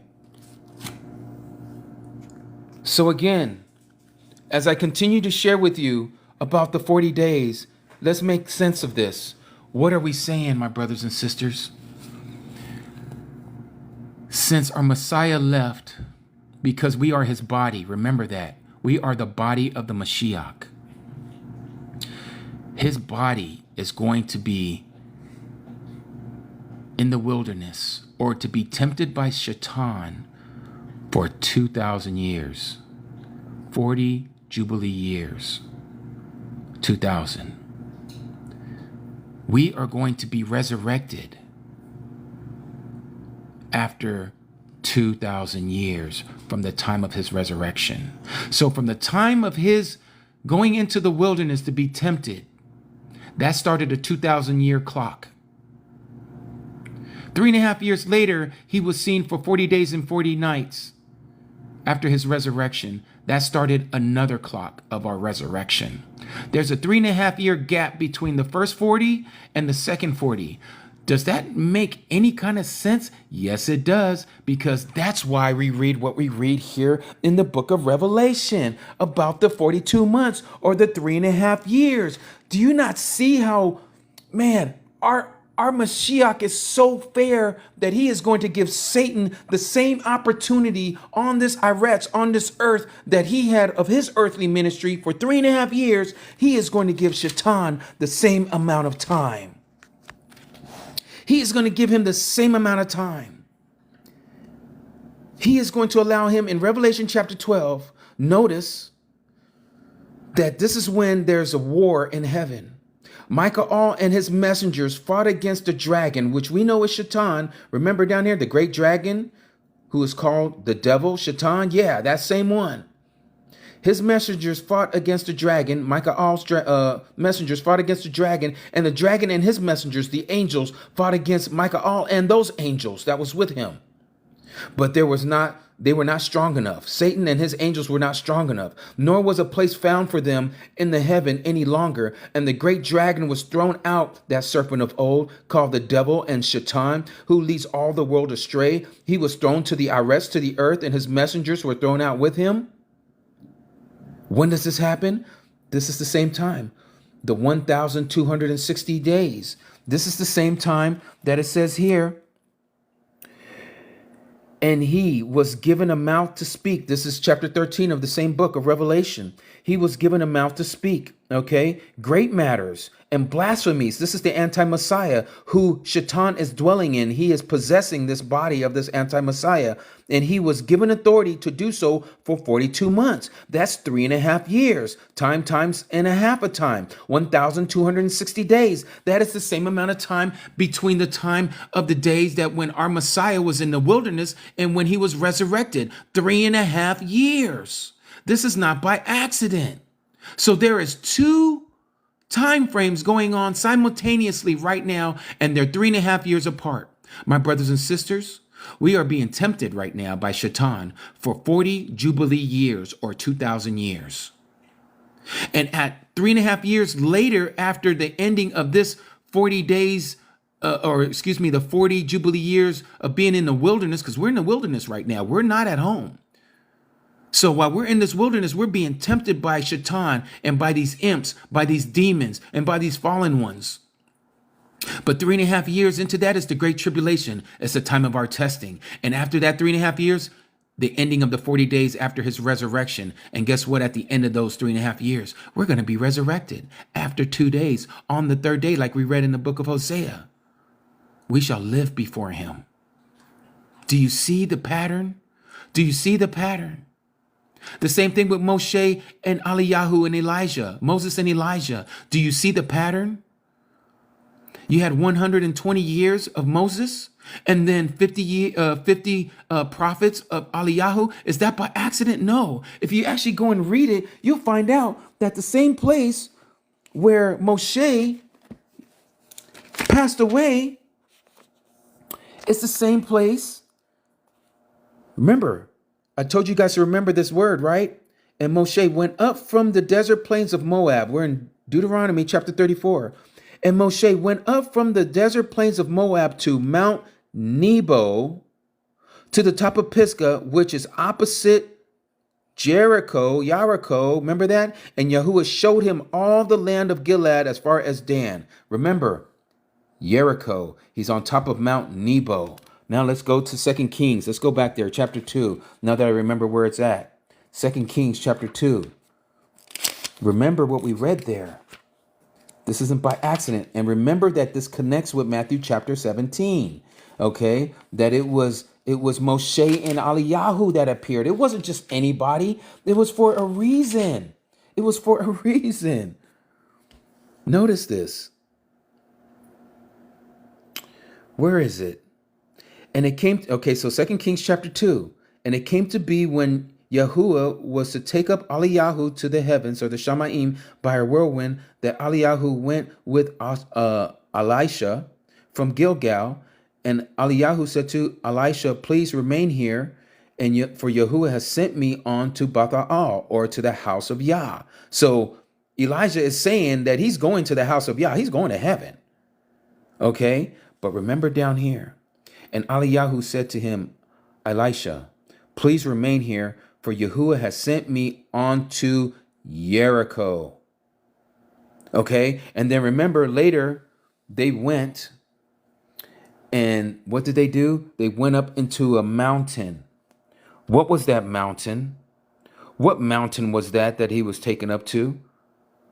I believe, it doesn't say it here, but I believe it was Mount Nebo.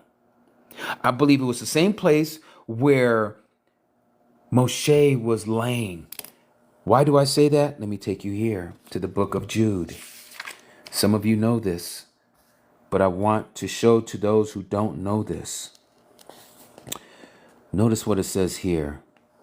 Jude only has 1 chapter, right? But Michael, the chief messenger, this is the archangel Michael, in contending with the devil, he's contending with Shaitan when he disputed about the body, not Moshe who's alive, but the body of Moshe. Yours might say the bones of Moses. Presume not to bring against Satan. So Michael is not presuming to bring against Satan a blasphemous accusation, but said to Shaitan, Yahuwah rebuke you. Okay? Even Michael has respect. Even though he knows who Shaitan is, he still respects Shaitan to say, I'm not going to rebuke you, even though I got the power to do so. Yahuwah rebuke you. That's the way we're supposed to be. You don't say, I rebuke you in the name of Yahusha. No, you say, Yahuwah rebuke you in the name of Yahusha.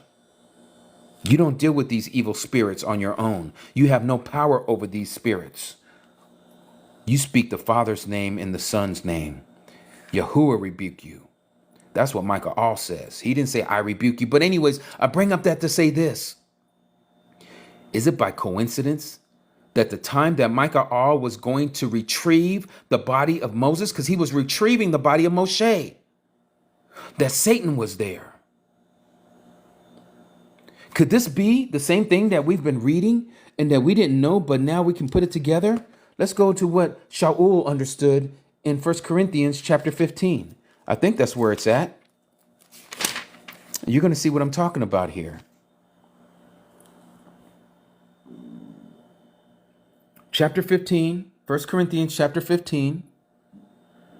And we're going to start at verse 51. See, I speak a secret to you. We shall not all sleep or die, but we shall all be changed in a moment, in a twinkling of an eye, at the last trumpet. We know what the last trumpet is. We spoke about this last week. It's the seventh trumpet of Revelation. For the trumpet shall sound, and the dead shall be raised incorruptible, and we shall be changed. For this corruptible has to put on incorruption, and this mortal to put on immortality. This is not the passage. Let me go to 1 Thessalonians. That's where it is. Chapter 4. Here it is.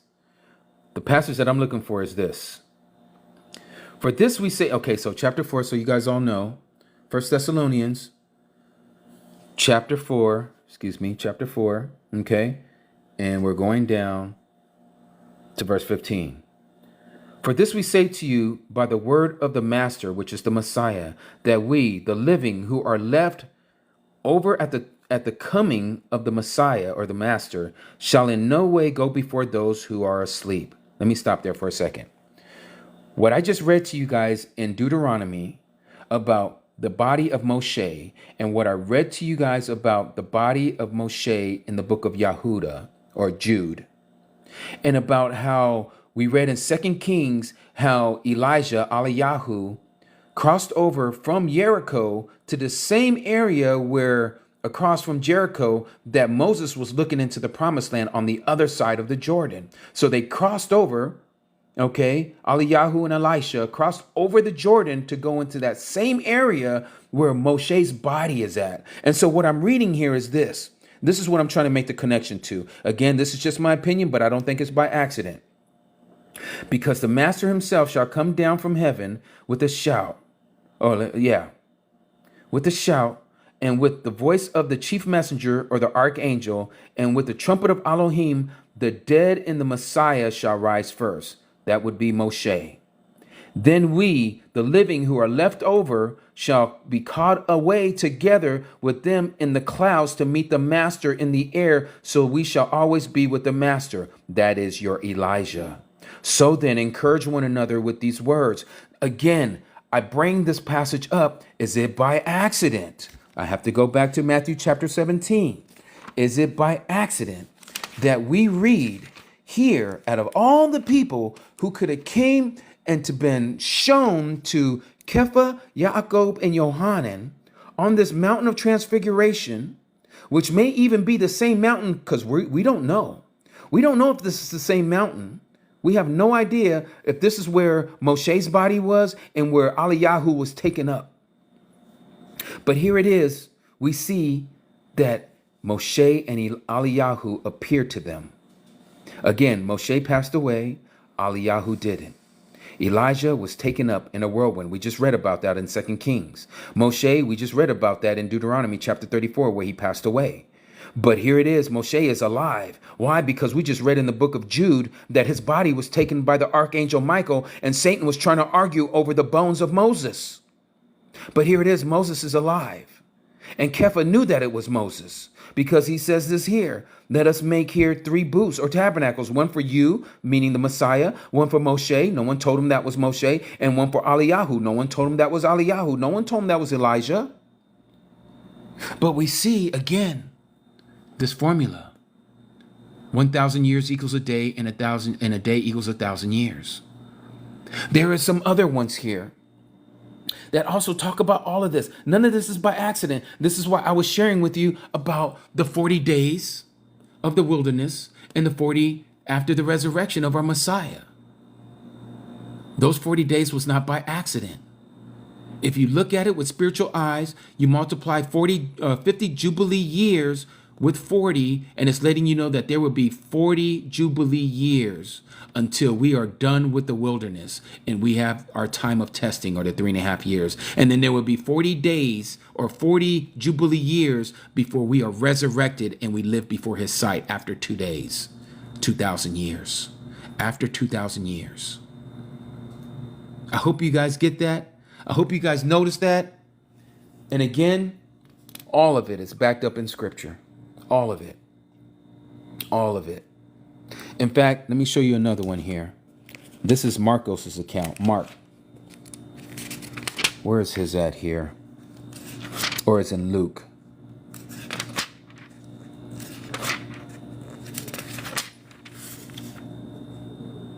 I'm just looking for it real quick. Yes, it's in Luke. My bad. It's in Luke. Because also in Luke, we get the same thing. And it's amazing because, again, we see that all of this has meaning. It's man, our Abba's word is so deep. Just like I was sharing earlier in Genesis chapter 6 about the 120 years that Yah shall not strive with man forever, but that his days shall be limited to 120 years. We read that and we think it's 120 literal years. Saved by grace, yes. Noah was given 120 years to build an ark. That is another way of looking at that, to interpolate. But again, I'm trying to show that there is a formula, that there is a pattern all throughout scripture, that the 120 doesn't mean 120 years for Noah to build an ark. I'm sure maybe it did take him 120 years. I believe it says that in the book of Yashar.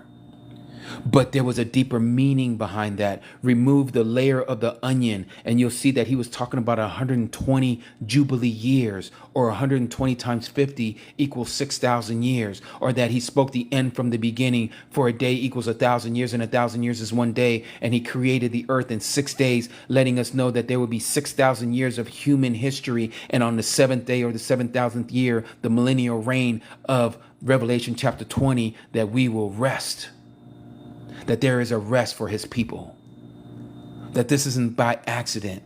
Just like I was showing about, again, recapping everything. Moses living for 120 years. His body wasn't weak. His eyesight wasn't weak. He was still alive and fresh. But Yah took him exactly at 120 years on top of Mount Nebo, just across the Jordan from the city of Jericho. And then here comes hundreds and hundreds of years later, and we read about in Jude that the archangel Michael comes to get the bones of Moshe. And here is Satan trying to thwart him from doing so. Could this have been the same time that the dead in the Messiah was risen first, meaning Moshe? And then here it is that Eliyahu sees this happening and now he is taken up at the same time? Because the dead in the Messiah are risen first, and then those of us who are left, and then we're taken? Is that what happened with Moshe and Eliyahu in the same part of real estate on the other side of the Jordan? And is why we read about them in Matthew chapter 17, that they have been revealed to Peter, James, and John with the Messiah when he changed? This is not by accident. This is not by accident. I'm telling you, brothers and sisters, if this is by accident, then someone has done a great job with this word. Somebody has done a wonderful, wonderful job with this word by giving us these layers. And ain't nobody looking for these layers. People are just reading it from Genesis to Revelation. Every once in a while, something will stick out and be like, oh yeah, this is kind of deep. No, this is just one of the depths of the knowledge of Yahuwah. And he is sharing more to us. There's more things to be revealed. This ain't all of it. This is only what he has shown me that I'm sharing with you. And I'm sure some of you probably have things that I've never seen that he has shared with you that you see in scripture, and you're making a connection from the Old Testament to the New. It's not by accident that this is happening and that we are in the last days. And so to go back and to finish this part up, and then I'm going to open up for any of you that want to share anything or have any questions that we can talk about. But I'm going back to 2 Peter, chapter 3, where we started.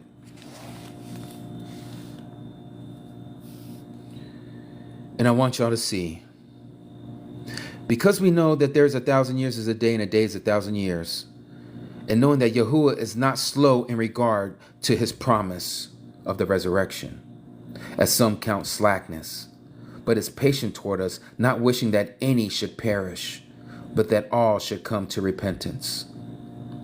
But the day of Yahuwah shall come as a thief in the night, in which the heavens, the Shamayim, shall pass away with a great noise, and the elements shall melt with intense heat, and the arets, the earth, and the works that are in it shall be burned up.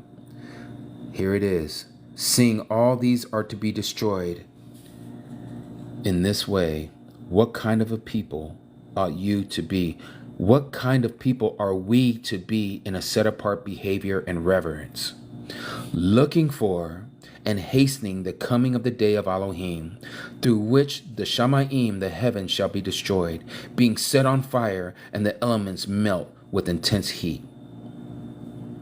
Let me jump down to verse 14. So then, beloved ones, looking forward to this, do your utmost to be found by him in shalom, in peace, spotless and blameless.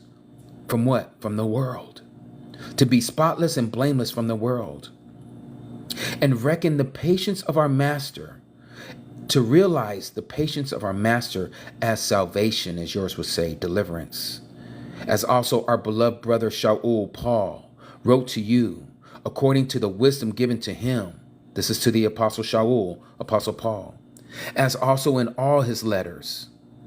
Do you not know that Shaul, Paul, wrote a lot of the letters of the New Testament, speaking in them concerning these matters? Speaking of what matters? About all of this.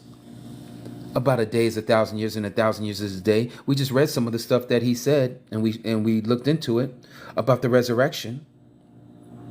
And so it goes on and says, let me back up. As also in his letters, speaking in them concerning these matters, in which some are hard to understand.